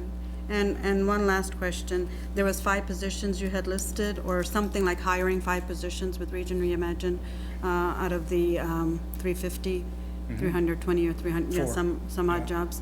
So when you look at those new hires, are you looking at just promoting within yourself, within your group? How do you foresee doing that? So I can go ahead and say this. John has moved from his previous position. He's now going to run our business retention expansion program. Again, I think it's the most important thing an economic development organization can do. And so John has agreed to do that, and I think he's the right person to do that. We also have visited with Christy about it. Once she gets the Region Reimagine information out, she will also then manage Manhattan's workforce development program from the chamber standpoint. So that will be a combined position. So that's just a lateral move as well. The entrepreneurship person would be new if you all agree to work with us. And then the YP coordinator will be partly paid from other sources. So we're looking to grow and expand our young professionals program, and so we're looking for opportunities to help fund a position by promoting YP. And then we got this idea from Lincoln, those of you that were on the Lincoln trip, because it wasn't like that when I was there. The YP coordinator then would work with the workforce development person, so you have that synergy. And so about half their salary would be paid out of the economic development. So where are John and Christy being paid out of now? Economic development. So that's a lateral. Christy, we've been paying out of funds, kind of one-time funds that we received from other sources that we're not going to have on an ongoing basis, and so that will be in there as well. And then again, the entrepreneur, which we'll do regardless, because we think it's important. And then the entrepreneurship would be new if we move forward with an additional agreement with you all. Okay. Well, it's an ongoing conversation, but I know how tough we are on Ron whenever he has to hire somebody, and what we have to do to even hire within the city. And when we do economic development applications, there's always a jobs component to that. So we'll have more discussions on that. Thank you. So we've had long discussions about this because we met, but I think I understand basically the concept of where we're going. I get the idea that you put a lot of things into measuring effort, and then if you do that within a year or so, you should be able to quantify that in results. And as I've talked about, we get little reports by categories of building and taxes and things like that. And if we're gonna invest this money, then I would expect to see that move the meter on a number of other things in the city, and I think that's worth exploring. And, you know, after 18 months or 24 months, if we can't prove that that's bringing in more sales tax, you know, more jobs, specifics like that, then we're on the wrong track. But, you know, my experience has been that you're absolutely right, that you've got to measure effort, and I base that on some things we did at one of the community colleges I worked at. We decided, hey, we weren't advertising right, we changed it, and then sure enough, within 6 months, our enrollments doubled. And so effort is step one in getting the other numbers, and so it's worth a shot. And I hope you're successful, because the economic development effort, as far as people coming and putting applications, you know, if I look at what's happened the past few years, we haven't had that many. Yeah. Okay, we just haven't had that many. The brewery didn't do well, which everybody thought it would. That was most unfortunate. Allegiance Airlines, what the amount of money we gave them, that was a bad deal. From that perspective, the KSU Foundation has been fine, you know, from that side of it. And we got a couple of other irons in the fire, but that hasn't really, you know, produced a big bang on return. So I think this strategic change in direction is a good bet.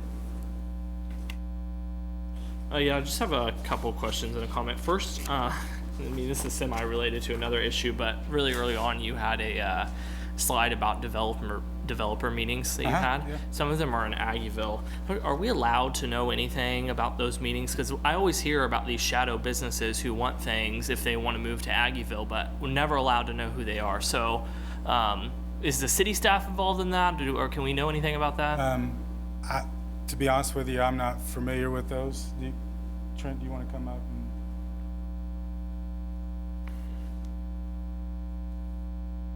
I will say while he's coming up, there is a big deal in this industry with confidentiality, right? I mean, there's a variety of reasons for that. If it's a publicly traded company, it's actually illegal to start talking about those things ahead of time. I understand. Or if you're a developer and you have interest in something, you don't want somebody jumping in ahead of you, or you might not want somebody raising the price of their property if they know who it is, or refusing to sell it if they know who's looking. And so confidentiality is a real thing, and so we're always going to respect that. We do believe we can report more than we've been reporting, both in terms of the kind of companies that may be looking, how many jobs, what they're looking at, investment. So we're going to start doing a little more of that moving forward. In terms of the specific meetings, I'm going to have to defer to Trent on that. Short answer, no. They have requested, and in most cases, we have signed a non-disclosure agreement with the developers. So city staff isn't privy to it at all? There are certain instances where the city staff will be brought in to ask questions about zoning and things like that, but the actual discussions about some of the larger projects, especially the out-of-town developers, the city staff has not been involved with. So, I mean, I get that. I've been under several NDAs working at the company that I work for, right? Like, we do acquisition, I get it. But at the same time, it's pretty frustrating to sit up here and make a $20 million decision based on, you know, we've been hearing this from developers and companies, and I feel like a good way to mislead the city commission if you ever had nefarious intentions is to just tell us there's this business that's thinking about doing this thing. Absolutely. If you do this thing. It's pretty frustrating. And I don't know if it's how to fix that or what to do about that, but that's something like moving forward. It's been one of the most frustrating aspects of the Aggieville project to me. It would make me feel better if even the mayor, under some circumstance, it would make me feel better if someone, at least one person on this body who had voting responsibilities, was also somehow included in some of these. But I'll step off my soapbox for a second, and I appreciate. No, I'll be happy to ask some of the developers if they would mind having that engagement. I guess it really also just depends if it's like, it'd be really, we'd be willing to move here if we had a parking garage, right? Like, if it's a matter of public policy, then again, it's just frustrating. If it's just a business wanting to move in under current circumstances, then city commission doesn't need to be involved in that, and really no one on city commission needs to be involved in that. But it's just, I found that to be really kind of mind-wrenching, because at the end of the day, I'm the one that's held accountable on the vote. So so that's all I had to say on that. Thank you for coming up. And I might follow up just briefly because my experience is, and I've been in this business nearly 25 years, don't make a decision on a $20 million investment based upon some developers that have been into town to talk. If it's the right thing to do, and there should be a variety of reasons for that, then you should consider that. If we have somebody that's contingent upon it, we're gonna ask them to talk to you all, whether it's privately because they can't expose for whatever reason, or if they can come up here and talk about it. I think that's a fair request.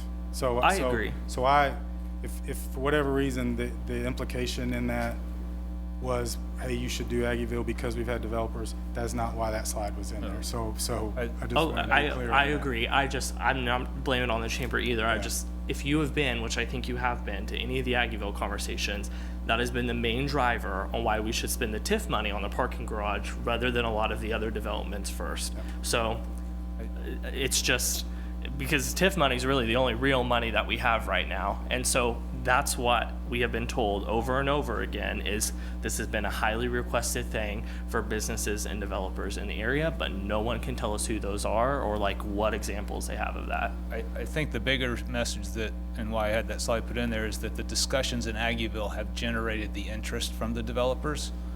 And that, so it's not that we're saying you have to build the garage because of these developers. The discussions around the garage and around the redevelopment have gone outside of this community and are drawing interest in right now. And we just wanted to report that those conversations are occurring and that the discussions that you all are having around Aggieville has drawn that interest.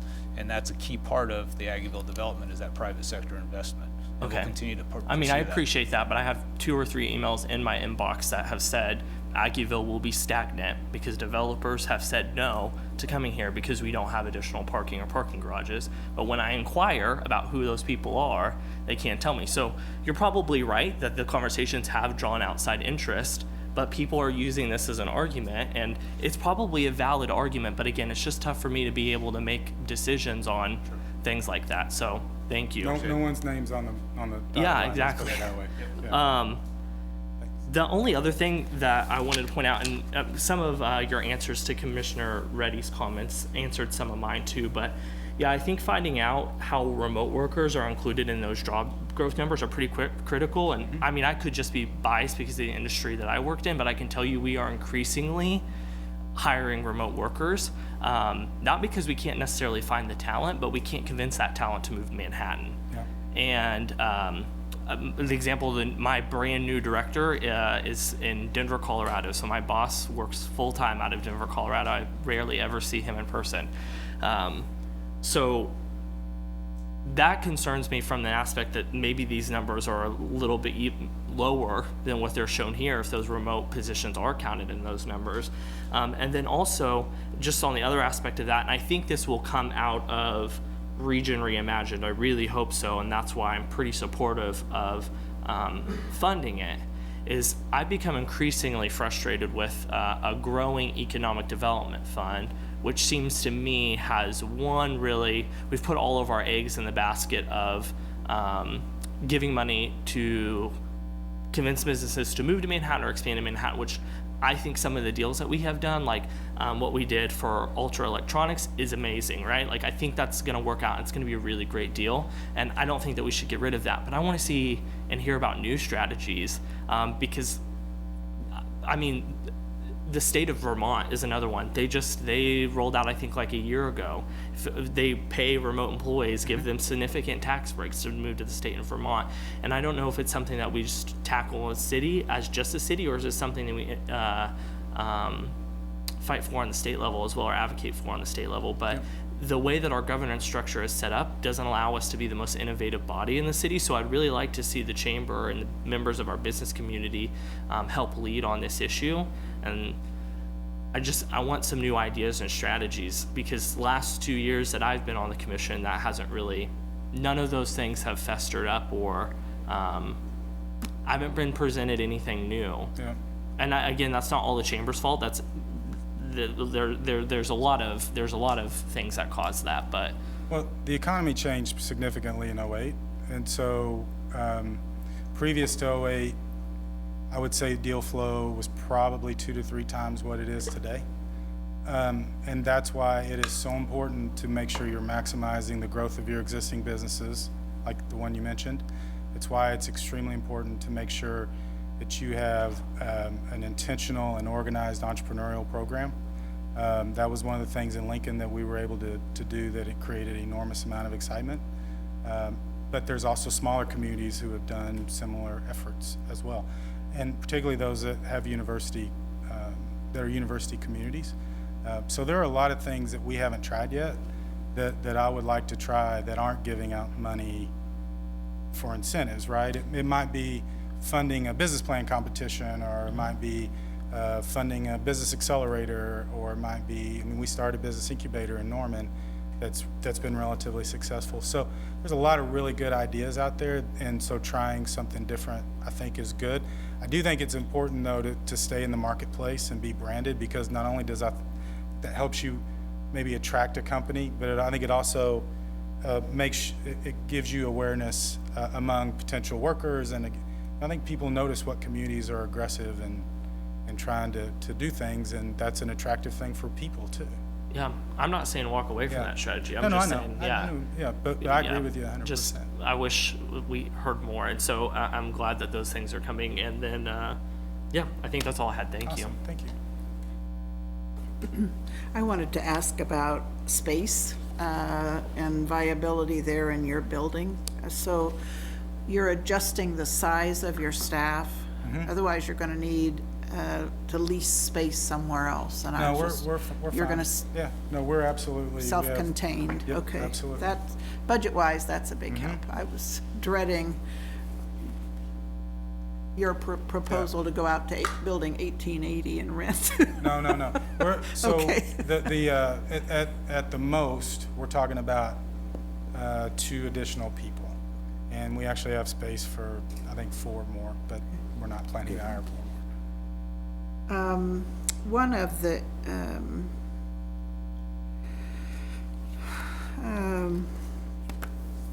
well, I wanted to just say that I really appreciate some of these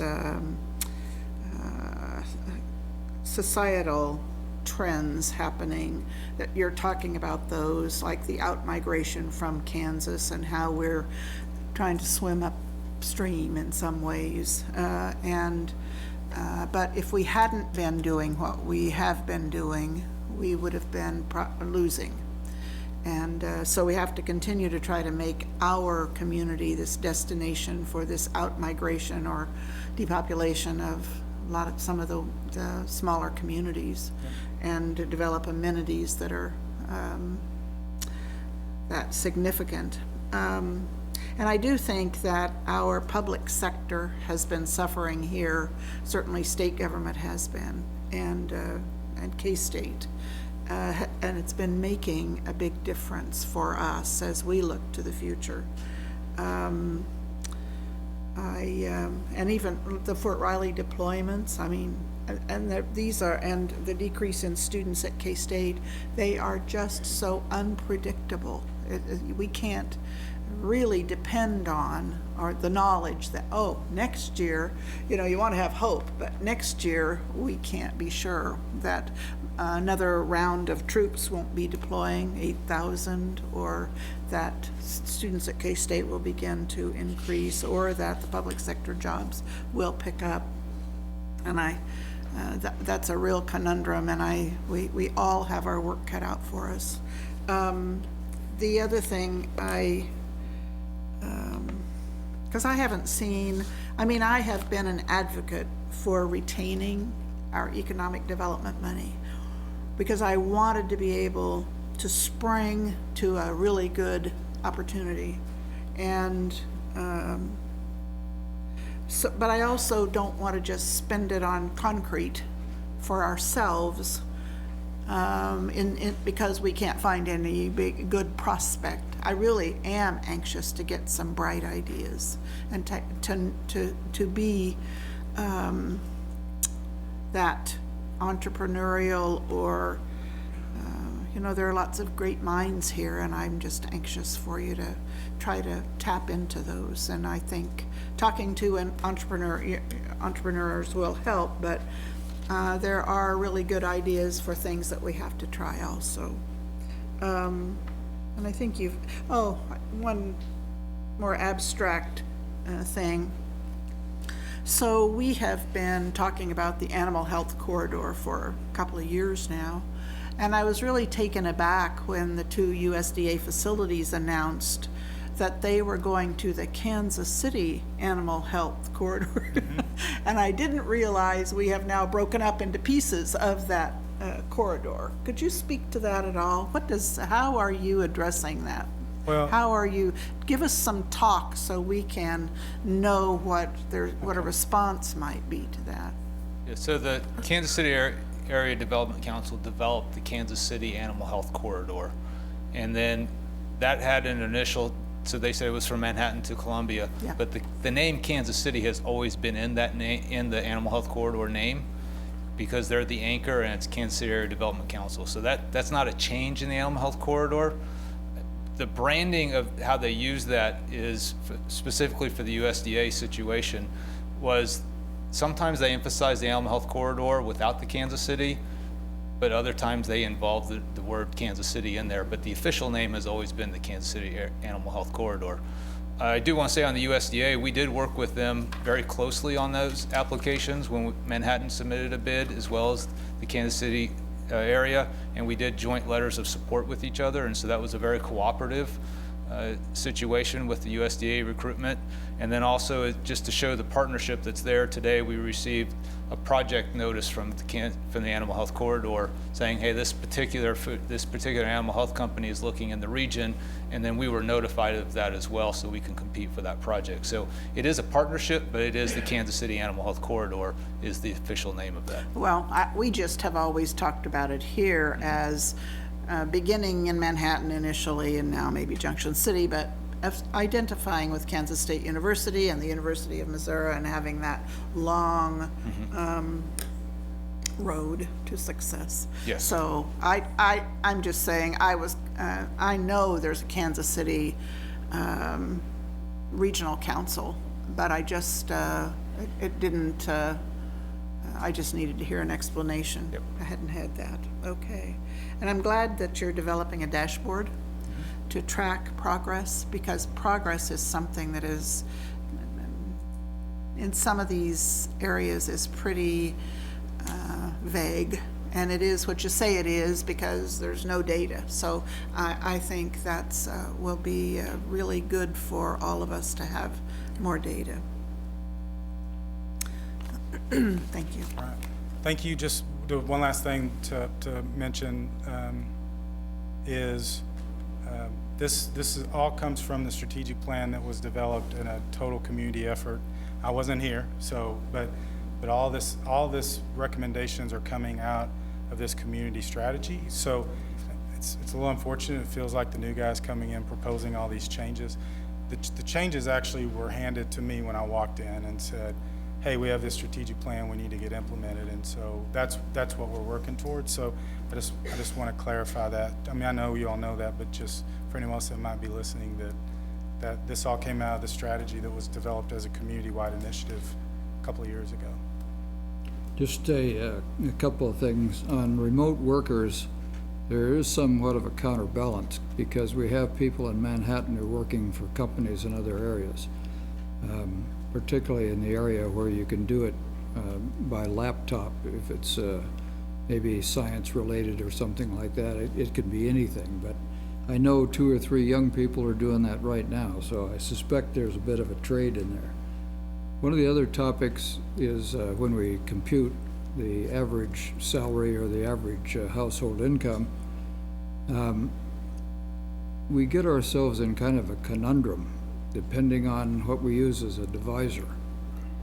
If we include all the students at Kansas State University, the expectation is it wouldn't be as high as if they weren't included. So it's to the city's advantage sometimes to include them in the count because it provides certain benefits, certain grants that the city can draw on.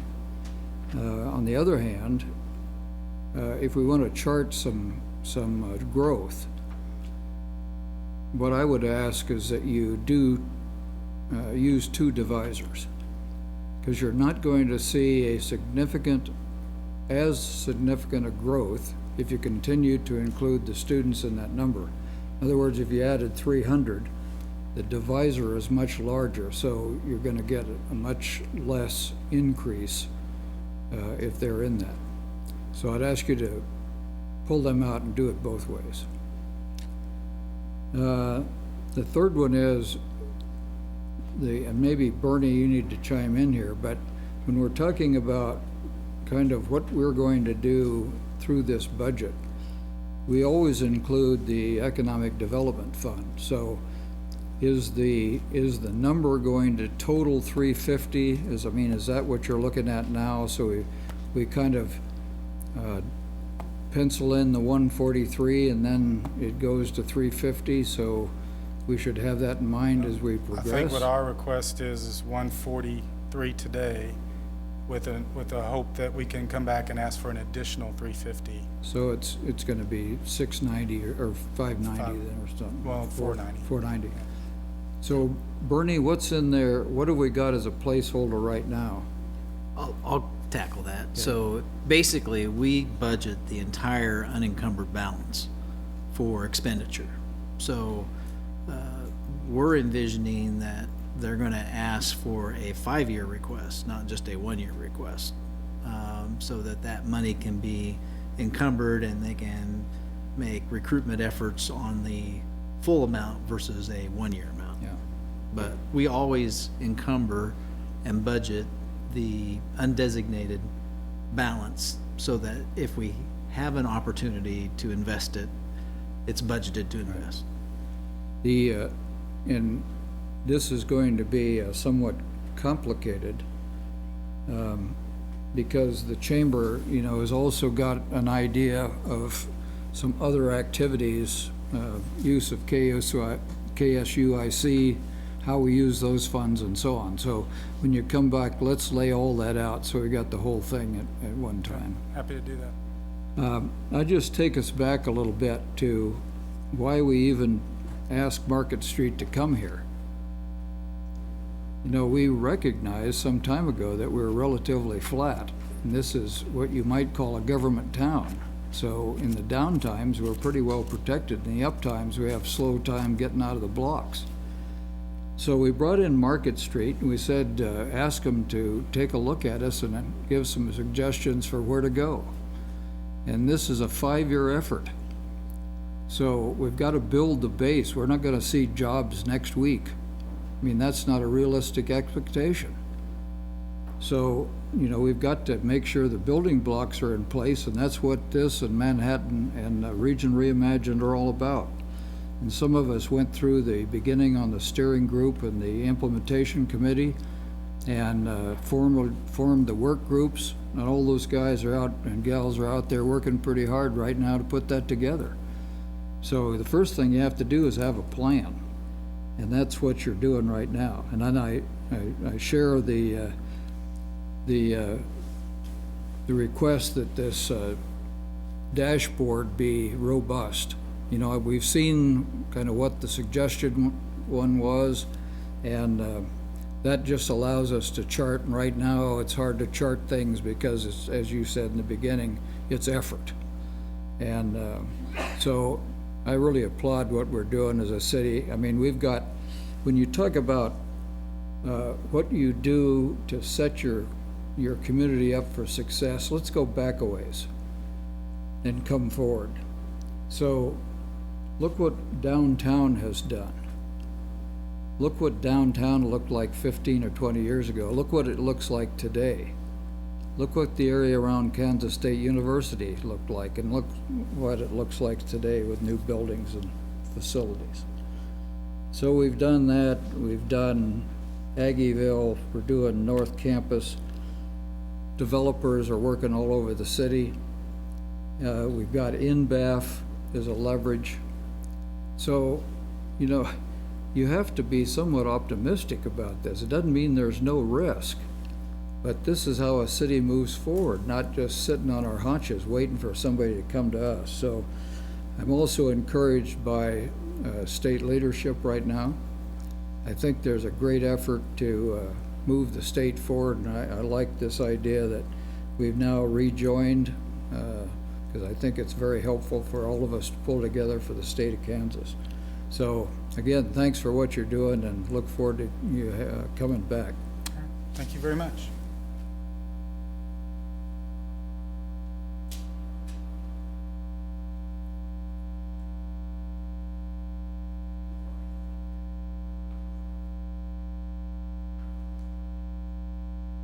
I was waiting for the exodus to occur. Oh, there it goes. I knew that was coming. Yeah, but,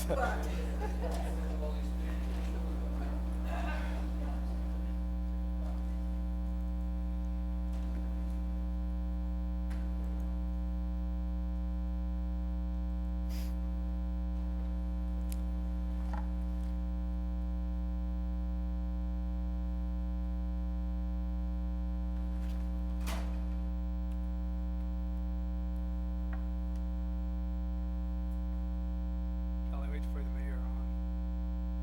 Okay.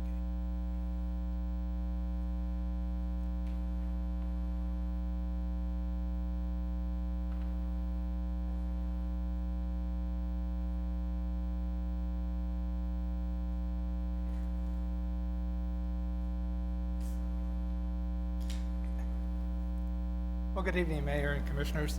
Obviously, I think this far into the budget process, it becomes a little bit humdrum, and obviously the exodus behind me probably speaks to that.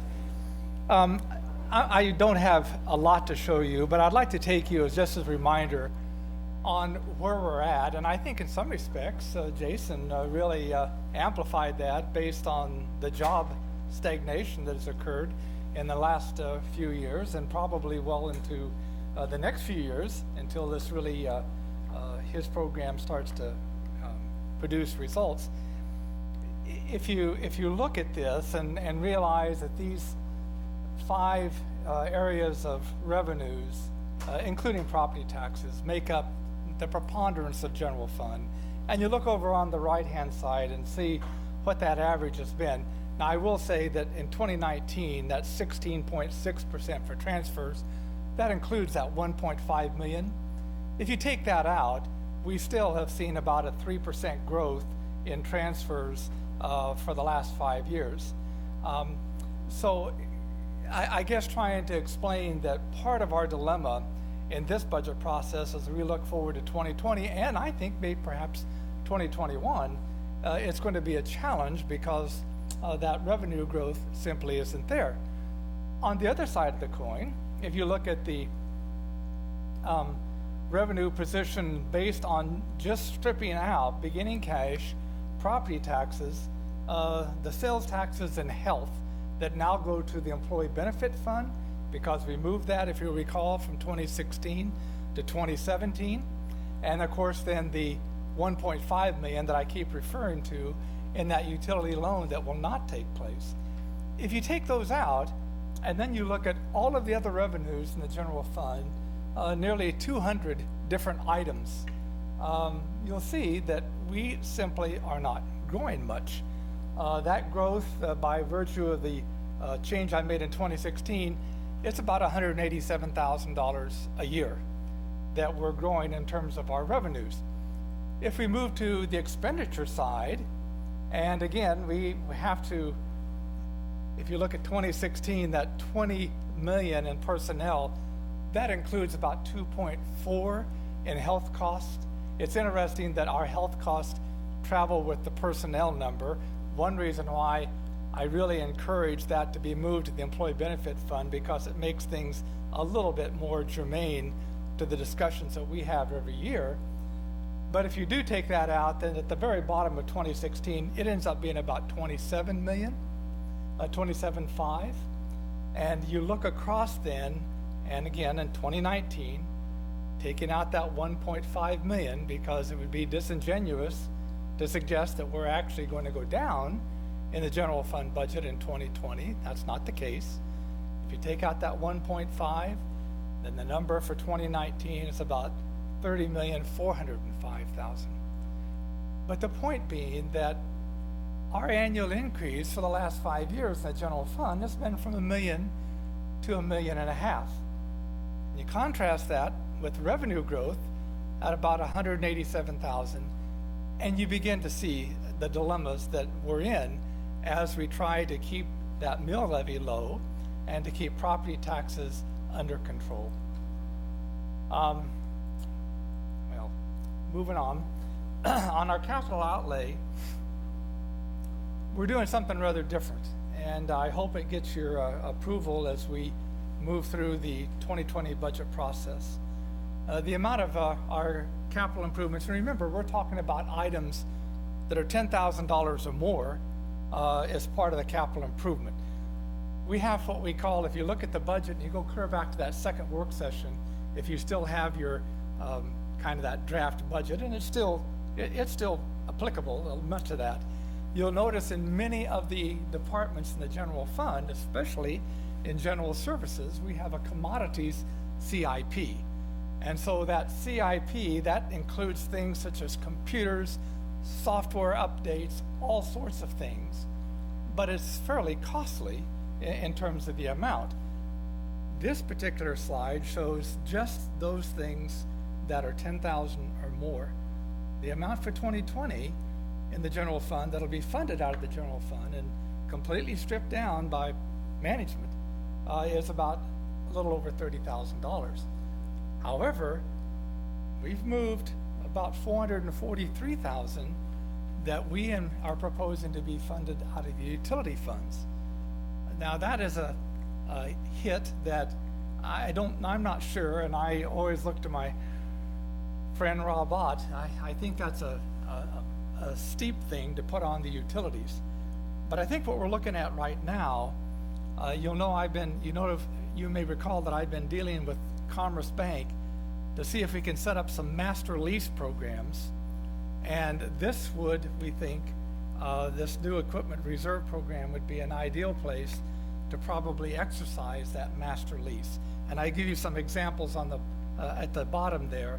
If you have a 4-year program, what that costs per year, as opposed to taking the full $443,000 out of water and wastewater. So that would be split then, the annual cost of that 4-year program, or 5-year program, or 7-year program would be split then between water and wastewater. Much more easy to on the utilities themselves. The mill levy summary that we've gone through, and I know in the past, I know the Mercury has criticized that we always come in with more than we, in this case, 4.35, that really was not even in compliance with the new tax lid. But we do that, and I think it was a wise thing on management's part to encourage moving that forward initially, so you could see the things that were recommended if you go back to that first work session in terms of operational needs, both in manpower as well as equipment, as well as other costs, and how that then has been reduced now to a little over 1.6 mills. And you'll see what the proposed mill levy is right now, a little over 51 mills compared to what it currently is right now at a little over 49 mills. On the right-hand side of that slide, of course, the general fund and how that has come down appreciably since we started the 2020 budget discussions.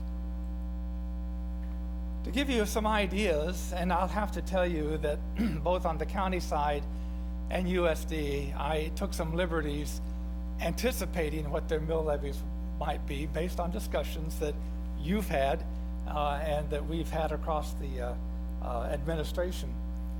But the city side, this would show that 51 mills, and you can get an idea of what, on a $200,000 residence, what that would end up being on an annual basis, roughly $38. A reduction in RCPD, small increase in the library, and then the rest of that coming from the city, both in the employee benefit fund, the bond and interest fund. Yes, all of those things. Employee benefit, bond and interest, fire equipment reserve, and the Kansas Police and Fire retirement. If you look at the commercial property, and remember, under Kansas law, commercial properties for residences, if you have a $200,000 home, you take 11.5% of that for tax purposes. For commercial, it's 25%. So it's a much steeper climb for a small commercial property such as one, as an example here, but you can get a feel for where those taxes would play out.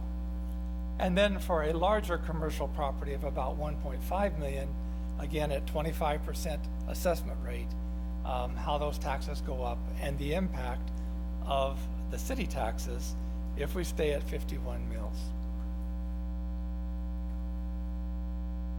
We do have some proposals of how we could reduce almost to zero. They all involve the Economic Development Fund. In this particular case, if we move the ADA-bus from general services, where it is right now, to the Economic Development Fund, if you take the conference center portion that is in the bond and interest fund and move that to economic development, and then we have a couple of other proposals that city administration believes tie in with the economic development idea, both the airport and the Miller Parkway Scenic Drive intersection, moving those funds from economic development to the bond and interest to pay for those. All of those reductions, if approved by the commission, would reduce the mill levy another 1.19 mills.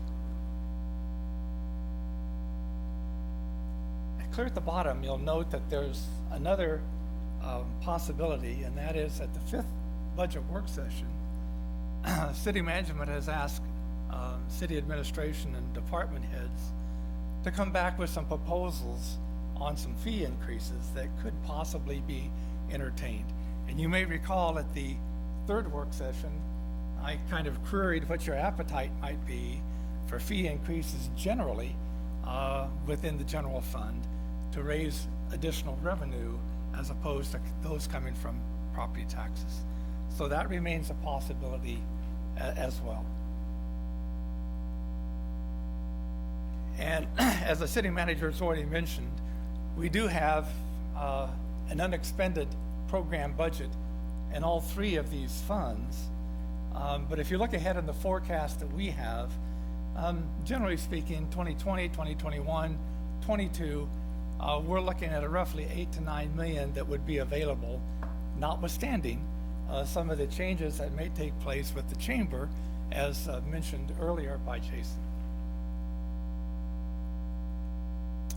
So the mill levy summary, if that 1.19 mills were reduced, it would put us under 50 mills. We'd be looking at a little less, a half a mil increase from this year to 2020.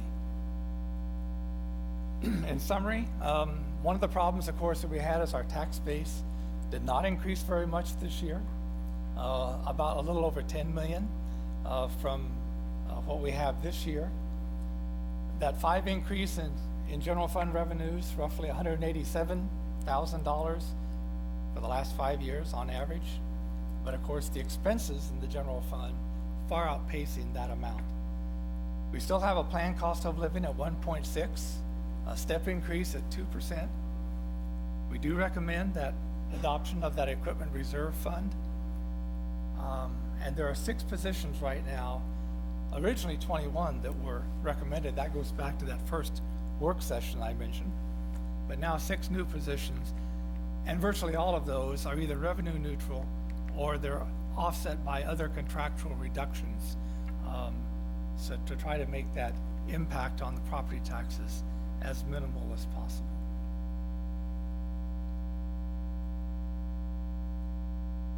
We do have, and we will plan for a 5th budget work session. In the past, that's been optional, but given the difficulty that we've had in moving the mill levy to this stage, we thought it might be wise to go ahead and have that 5th work session. That will incorporate not only utility rates, but other proposed revenue increases in the general fund for your consideration. And of course, the public hearing is on our heels, so to speak. That'll be on August the 6th.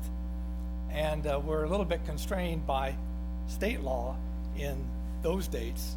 So those dates are going to have to probably hold. But remember, I think I mentioned this in the memoranda that you have, that you once you set that budget, we can decrease it, but we can't increase it once it's been published for that hearing on the 6th.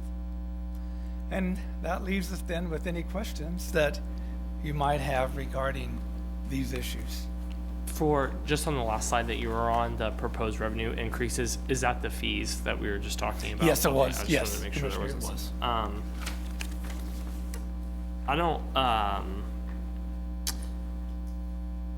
I don't think I really have any additional questions. All I would say is I appreciate the work that's been done to find more cuts, as well as the various things, the 1.19 possible additions by moving some revenue around. And I'll say, looking at that, I'm supportive of all four of those moves to further reduce the mill, and I would be interested in seeing the fees. I probably the capital outlay, from what I've read and from what I've heard talked about, I'm supportive of it, because one of the things I've been generally concerned about is us not fully investing in some of those, and we don't feel that pain up here from year to year, right? You do. But I think I probably need to meet with you to ask some more questions about it, just to make sure that I fully understand exactly what it is. But generally what's been presented here, including the possible additional reductions, I would be supportive of exploring further. So Thank you. keep it short and sweet. Yeah, and I've advocated for a number of these things that are on here for a long time, so I'm 100% in support of going ahead and making those reductions. And I also think we should take a look at fee increases, as long as they're not astronomical. But a lot of other cities have got that, and I really think it's time to relook that, but not to the extent of what happened years ago, where we said, let's make our city pools charge the same as a water park, because that would have been $15 a day, and that's not what I'm talking about. Something that will give us a little bit more money, but not price our recreation facilities out of the hands of people. Interestingly enough, if I might interject, our city attorney has already turned in some proposed increases, and I thought, looking those over, very thoughtful and I think on target. And I think you'll see that at that fifth budget work session.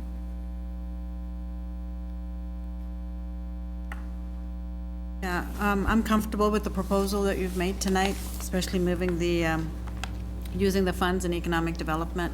I see all of those as eco-devo, and even, you know, I think social services are actually economic development. If we can get those families out and working, that's actually what we want, is a job growth is what I see there. But the proposal tonight is much more palatable than at the beginning, especially considering what's going to happen at the school district with the property taxes. I think that's going to be very difficult and a challenge for a lot of families, so I am concerned about that. And if we're going to do a sales tax ballot, I want to make sure people aren't being targeted from everywhere for the same pot of money that they have, because that pot of money in their bank account is not increasing. And even though several families might be at that $75,000 or $45,000, whatever it is per year, excuse me, I know a lot of families that don't have that don't have stocks, that don't have a 401k, that may not even have a retirement fund yet, because they're still living paycheck to paycheck and trying to make ends meet. And we're assuming that we have a lot of families that are your traditional two-parent households that both have jobs, and that's not the case, because a lot of them are also paying for childcare, and oftentimes it's one of the spouses has to stay home. So I want us to be sensitive to those issues, and really invest in CVB, hoping to get more people to come and pay sales tax. I think that's where we need to look at it. We need to be a place where people want to come and visit, have fun, and pay to do that, and then they can go home, because we may not be the place where everybody wants to live, but we want to be the place everybody wants to come and visit and play and then go. So I think that's still where we need to put all our money. I do appreciate all the work you put into it. I'm not happy that we have to do a mill increase at any level, But if we have to, then I'm glad we moved those numbers small. around. And also reducing RCPD's delinquency tax things.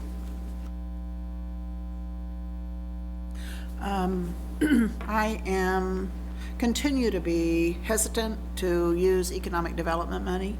And that's not to say that that I can't support it if we have to, but I would like a total of how much you're proposing to use in economic development rather than sprinkled throughout in different pots. We just raised and have a plan to raise utility rates. And so I'm not interested in messing with that plan. I also don't want to continue to use that money. We already have $1.5 million we took out of utilities, and now we're having trouble paying that back. So I want to be really cautious about depending on the utility fund for funds for some of our budget. What was I going to say? Anyway, I too do not want to, I want to keep our budget increase as minimal as possible. So that's the target anyway, is 1 mil or 1.3 or something like that. So that'll be probably just plenty. It's just a conundrum. I mentioned last meeting about the idea of raising some fees. I want to be sure we look at some of the fees that haven't been raised. And every once in a while, somebody comes up with one, well, we haven't raised that for 20 years. Those are the ones. Those are the ones I want to go, I want us to review. That doesn't mean that, we can't do it. I just want to be, we just need to be attentive that we don't put the whole burden and give some people some fees are free ride and some are a heavy burden. So, thank you. So Commissioner, I just want to clarify so everybody understands, we did not move the $1.5 million out of the water fund. We were going to, and we had forecasted to do that. We didn't do that, partly because of the statutory regulations that we explored that were more definitive, but also because our cash carryover was a high enough level, we didn't need to. Didn't need to. So we did not, that $1.5 million is still in the water fund, and that's not planned to be imprinted utilized on for my that brain purpose. that we did that, so Well, I appreciate the clarification. We talked a lot about doing it. Yeah, we There's did. no question about We it. approved it, I think. We didn't have any choice. Okay. Thank you for the clarification. Yeah, I just wanted to mention, just so it's clear for people out there watching, if we take this economic development money and do these 4 reductions, to include ATA, it's 1.19 mil. A mil is $585,000. So we're looking at a little over 600,000 from economic development going against these projects in order to reduce your mill levy. But the chart you showed of the 3 funds, we're going to have probably $8 million in those combined funds to handle everything else. So for that reason, I don't see this as anything but a great investment, because one of the hearts of economic development, there was a chart there showing 5 things. Mill levy definitely affects 3 of those on whether businesses come here. And so with the situation we're in now, with building up this beautiful school system, that I think we just have to help, weather the storm a little bit, and that would drive our mill levy increase to 0.47. And that's pretty good job on the staff's part to be able to do that. So the Parks and Rec, for example, fees, when are we going to look at that? So they're coming as part of the analysis at your next work session. They'll be part of the overall fee analysis. They have some specific ones that they're desiring to make. It may not be as comprehensive at this point as you might like it to be, because one of the things I've charged them with is, especially with relating to the new recreation facilities, is to look deeper from that, and that's really gonna be more of a 2021 budget component. That's why we didn't pull that in the 20, but I've asked them to look at all their fees. I know the animal shelter has some fees they wanna look at, from that perspective, and, the zoo may as well, so.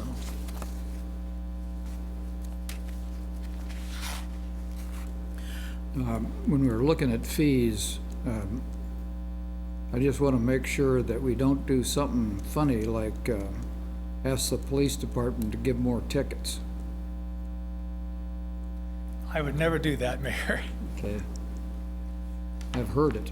That's why I'm saying it. Sure. So, chart number 2, I don't understand 5-year averages that are less than 0. Major general fund revenues.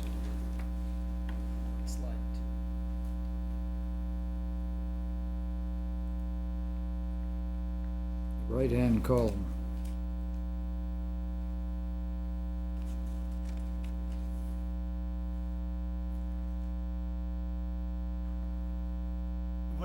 I'm not sure I understand the question. I don't understand averages that are less than 0.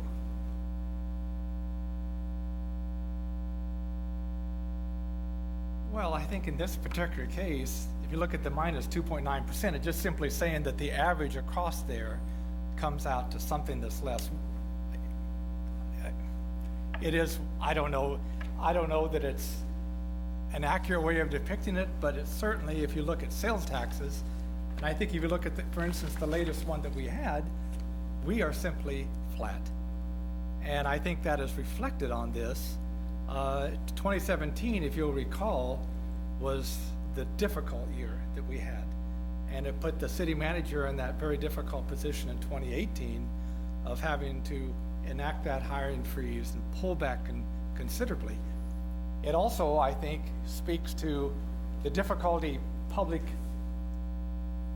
cities, counties have in dealing with a very difficult budget schedule, because obviously we're setting a budget midsummer that's going to cover all of next year, including the latter part of 2020.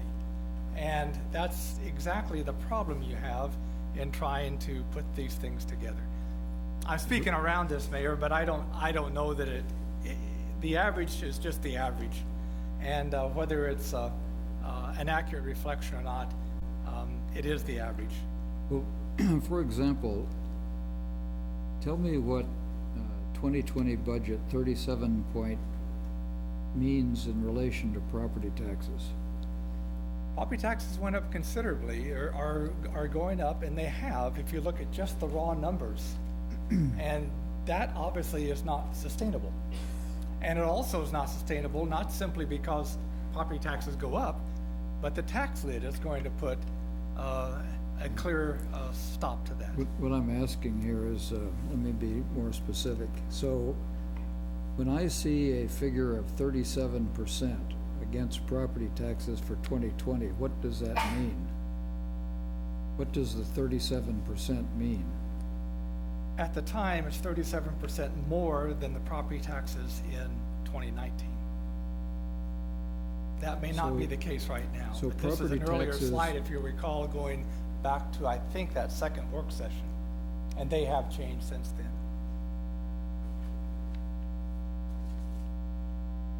Yeah, there's something that is not logical for me on that. I mean, it means basically the property tax has gone up 22% a year in the general fund. Is that right? The contribution? That's right. And I think you can look at, the numbers and you will see that. Which really reflects that historically, we've had more sales tax making up the general fund, and as we get less sales tax, we gotta use more property taxes from other places. I mean, are we doing this for the cap, or, I mean, is this a, No, this has nothing to do with the Tactical. tax lid, Mayor. It's not just sales taxes, it's franchise fees. And it's our municipal court fines. but sales tax haven't gone down that much? They have flattened out. They have. Yeah. So, your question about the municipal court fines, so if you look at that line, But I mean, you can see the variation that's. but municipal court fines are very small in relation to those top Sure, two. no question. Okay, so what happened to the process that we were gonna discuss where you showed us a 1.5, a 1, and a 0.5? Are we ever gonna get that or not? So we've been doing that incrementally, I guess. We didn't, it was, what we tried to do was to provide, we didn't do we got another 0.4 to go, I guess. Well, the point is, the reason I asked for that is so we can see what happens at each one of those levels. From where we started, and you go down, then you see in this package, this came out. In this package, that came out. Mayor, I do understand where you're coming from. Well, If you look at- my if you- frustration is, I've said it, I don't know how many times, and so have two other members of this committee. So, enough on that. So tell me about the 2020 budget beginning cash balance. We went up 1.2 million in that, right? Yes. So what impact did that have when we made that decision? Has a huge impact because obviously that counts under Kansas law. You have to take that unexpended cash and you have to count that as revenue in setting a budget. Okay, but I mean, things like that are not probably obvious to the general public. So when you take 1.2 million away from other things and you put it in this other fund, that has a big impact. 1.2 million is a lot in that particular What account. other fund are you speaking of, Mayor? We're not the cash is, We went from 2 million last year to 3.2 this year yes, as a beginning cash balance. yes. We did that on purpose. Well, If we did that because we ended 2018 Right. in a very good fashion, but again, that was because of the brakes that the city manager put on spending and on hiring individuals. And your expectation at the end of 2020 has something to do with your distribution during the execution year of 2020. Of course it does, and I will tell you that, and our city manager knows us very well. One of the fears that I have is that we're suggesting that we're going to end this year with 3.2 million.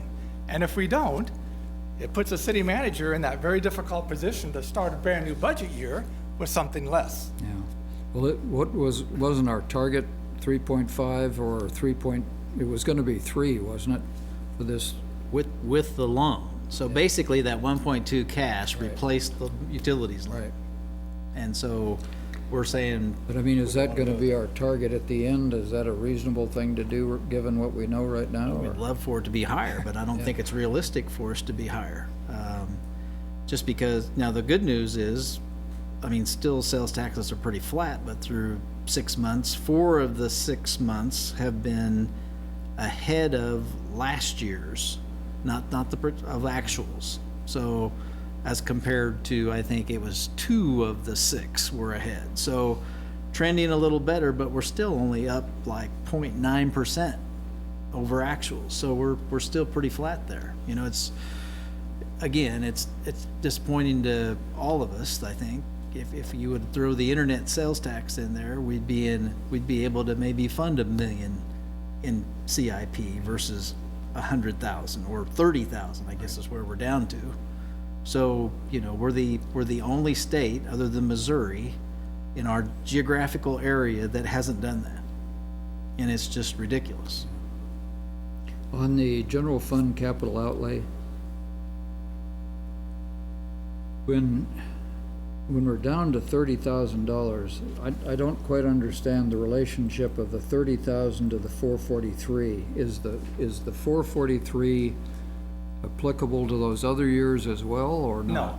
No, if you would think of it as putting that 443 back into 2020, we would say we're going to try to fund 475,000 in capital improvements. But we can't do that. We don't have the money.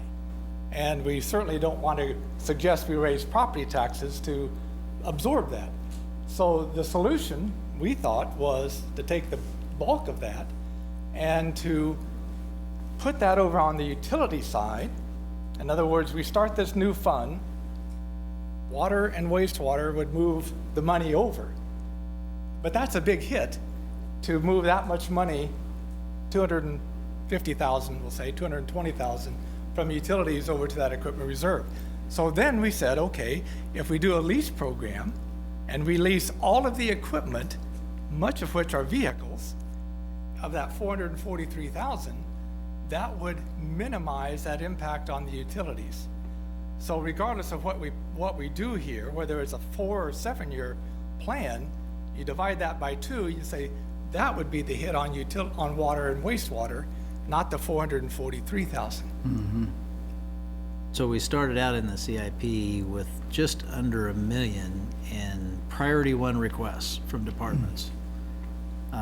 That's been whittled down to 30,000 plus the 400 and some thousand of cost that we're planning to take to utilities that will only have a budget impact of anywhere from 80 to 107, depending on which lease term we decide to utilize. So we've done, I mean, we have this deal at hand, we just have to execute on the lease agreement. With your approval. Well, I don't know the deal's at hand, but it looks very promising. The Commerce Bank, they deal with Gilmore Bell as their counsel as well. And they're dealing on the Kansas City side because the Kansas City side of Gilmore Bell handles leases especially. And, but at least according to my contact in Wichita, Garth Herman, who is our bond counsel that you know, he has said that his counterparts in Kansas City have said it'll work. And it looks like something we could do. So the other part of that is we don't want to continually rely on the utilities to fund this equipment reserve. So what are other ways can we start to put money into that equipment reserve? A lot of cities charge themselves every time they fill up at the gas tank. They charge themselves every time, that department, every time they do mechanical work. So there are internal ways to do that. They'll all have an effect. You know, if you have a $30,000 budgeted for a vehicle and the low bid comes in at 25, then that's 5,000 that goes to the fund. So there's different ways to incrementally get there to shore up some of that funding. But I think you saw the list of all the priority 2s through 5s that aren't even in consideration. So it's a piecemeal approach and not one that's very sustainable. How big is the equipment reserve fund in total? We don't have one.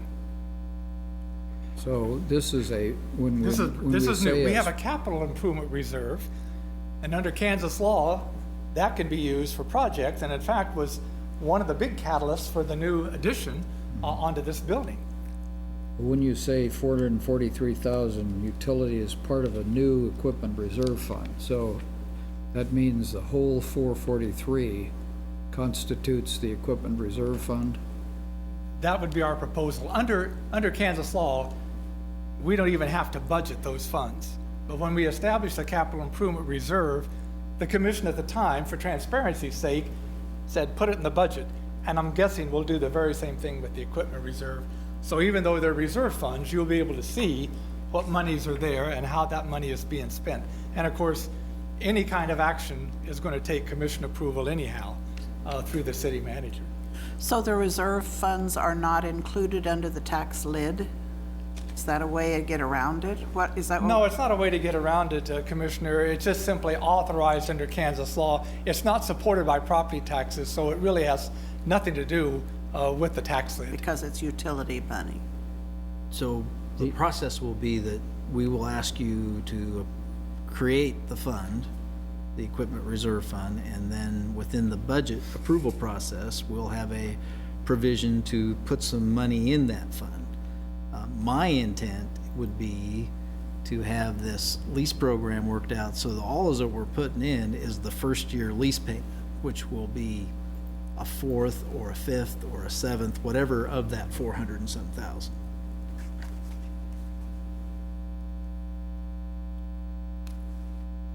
Yeah, I'm trying to still make a relationship between the 443 and these three at the bottom.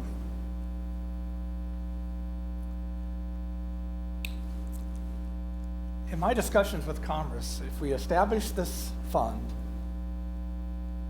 rather than take 443,000 divided by 2, part from water, part from wastewater, we would do a lease on all that equipment, all $443,000 worth, but the lease over, we'll say over a 5-year period, would only cost each utility $50,000, $52,000, as opposed to trying to move 200 and some odd thousand from both water and wastewater into that program and then start buying the equipment throughout 2020. So if we took a 5-year, we'd only be 50,000 each. To pay for the annual lease. Now, of course, that would happen every year until the lease is completely defeased. Right. The values are, if we structure that for a 4-year term, it's 134 a year Right. for that same 443. If we do it for 7 years, it's 81,000 per year for that 443 over 7 years. But that 443, in that scenario, if we just decided, that would be buying that equipment outright, not leasing it, correct? The lease is just a term for finance. We would buy it. So you would still buy it regardless? All those vehicles would be purchased with a value of $443,000 in 2020, but you'll spend that money for the next either 4 years, 5 years, or 7 years, however you have it structured. Much like buying your own car. Got it. And just to add to that, we're not going to go out and buy them all at once. You wouldn't have to do that. Under the lease program, the bank basically is fronting the money because they know we're going to pay, under a 7-year program, $81,000 a year for the next 7 years. Well, this process does catch up with you as you cycle more equipment into it. Sure. Absolutely. All the more reason to come up with additional funding sources. Exactly. And it's going to have to be managed well in order to make it work. Having done this on a very large scale, I understand what's going on. It's just that you can't be fooled by 1 year. Right. Because we're gonna be doing this year over year, not only paying for these, but adding vehicles every year. That's exactly So, right. All right. Let's see. Now, let's go to, Economic Development Fund here for just a minute. So, Ron, we get 2.5 million out of this every year, right? Yeah, that's about right. And 1/3 of that goes into paying off. So it's actually closer to 3, so $1 million to property tax reduction and $2 million into the fund, which can be used for jobs or infrastructure. So when you used the term encumbered and unencumbered when we were talking to Jason, Yes. so what is the relation of that encumbered, unencumbered to these numbers of 8 and 9 million? So really I would focus on the 2020 box of the 6 million, is what we're budgeting for. So the ask that they would have would be, for roughly 2 million of that, right? Well, not that much. 500,000, I'm Well, sorry. 500, yeah, the 143 You mean plus the the 350 plus the 143 is the 500? So what we could say, Mayor, is that would be encumbered because we presume that that ask will be brought forward sometime in 2020. So what is unencumbered is the remainder of that 5.5 million, if you look at the unexpended program budget that we currently have in the Economic Development Fund. So the 6 million's already got the property tax taken out of it. Well, there is no, well, it's a sales tax. There is no property tax. It's got the Accurate, yes. payback taken out of it. Yes, Yeah. it's available. Yeah. Okay, It doesn't need to be pledged towards bond and interest. So it's already encumbered. But isn't some of Is this it already part of the 6 committed? million or No. not? Okay, all not No, this. it is not. Not this 6 million. right, I just wanted to make sure that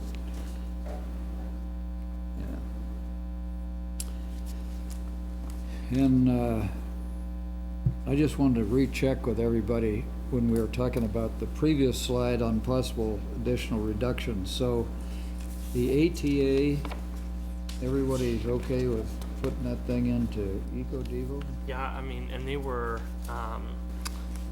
present and at a couple of the meetings, and they knew this was being discussed. And at either my MPO or ATA meetings, they didn't really bring it up. I think they're open to being funded however we're willing to fund them.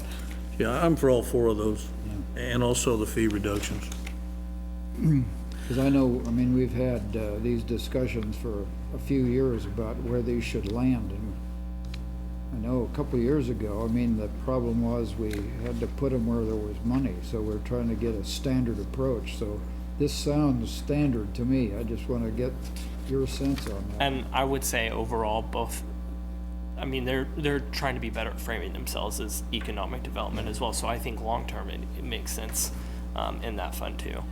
For me, it can come out of any fund.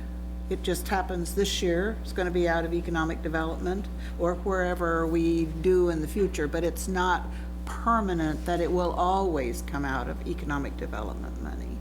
I think we have a commitment to that we need to fund it, and it doesn't, anyway, that's just, the conference center is another one. How much actually is the conference center?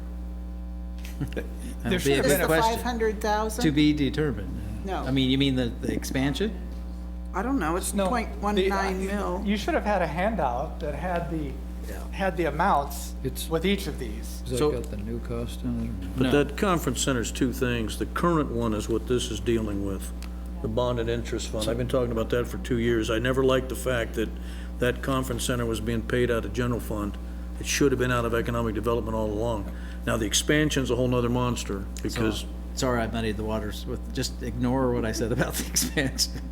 So in 19, current year, and last year at budget approval, Yeah. you approved a transfer amount that was a combination of transient guest tax funds, economic development funds, and there was a small bond and interest fund payment. So what this does is it keeps that transient guest tax amount there. It that's the amount. increases the economic development to cover the rest, including the 110,000 that was assigned to the bond and interest fund and had mill levy impact. Here's what we're looking at on the amounts. Okay. Well, the reason I asked that think I have it. question again, Linda, is personally, I don't like the idea of putting things where there's money. Yeah, that's You what know, we're doing. I just want, if something has a logical home, unless there's something unusual, I'd just like to keep it there. So, I mean, that makes planning easier, it makes budgeting easier, and expectations from those who are asking for those funds a little bit easier, so.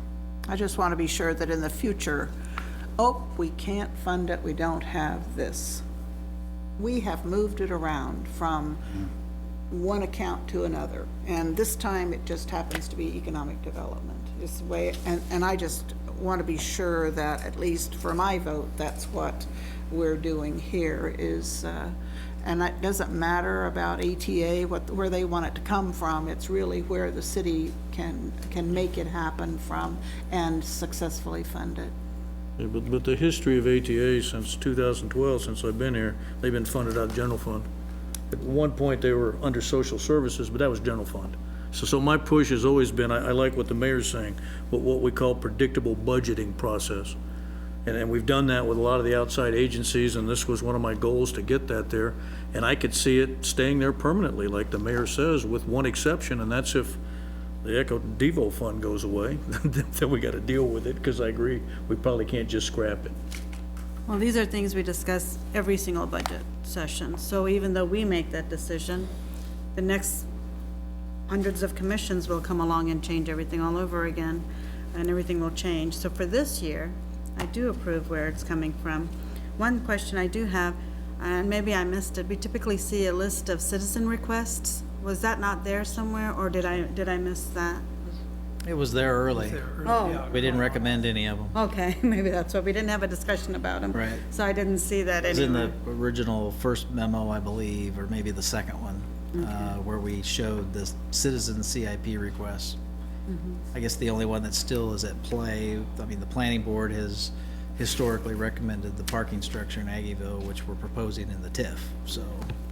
So one thing I do want us to be cautious about, even with the EcoDevo funds, is when we look at the North Campus corridor, regardless of what happens with the sales tax is assuming also that we're going to get a build grant and star bonds and all of those things. And if we don't get those, that we will be using, one of the options would be the economic development funds. So we need to be constantly thinking about that, even in November, because even if that gets funded, there was this assumption that not all of it would be going to this. There were so many other projects lined up with it, being the levy being the most important and critical one of all. So I think we'd really need to put an emphasis and political strength and capital and business strength and capital behind build and star bonds. So we do get those. And Commissioner, to answer your question, on the booklet that you received a couple of work sessions ago, it's on page 83, starts on 83, all the board and citizen requests. I just went to where I wanted to go. Anything else?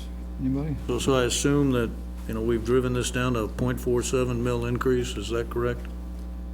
Yeah, that's where it's. Yeah, that's today, subject to fee review.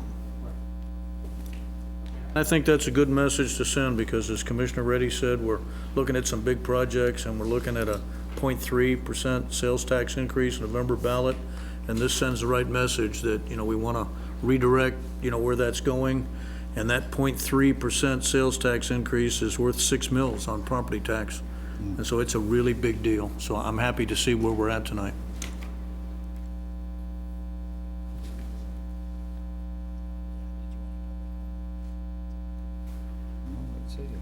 Is there anyone who would like to make public comment?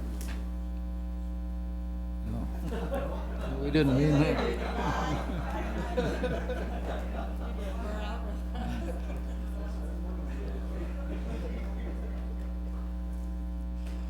All right, there being no public comment and no further business for the commission, we'll adjourn. Oops.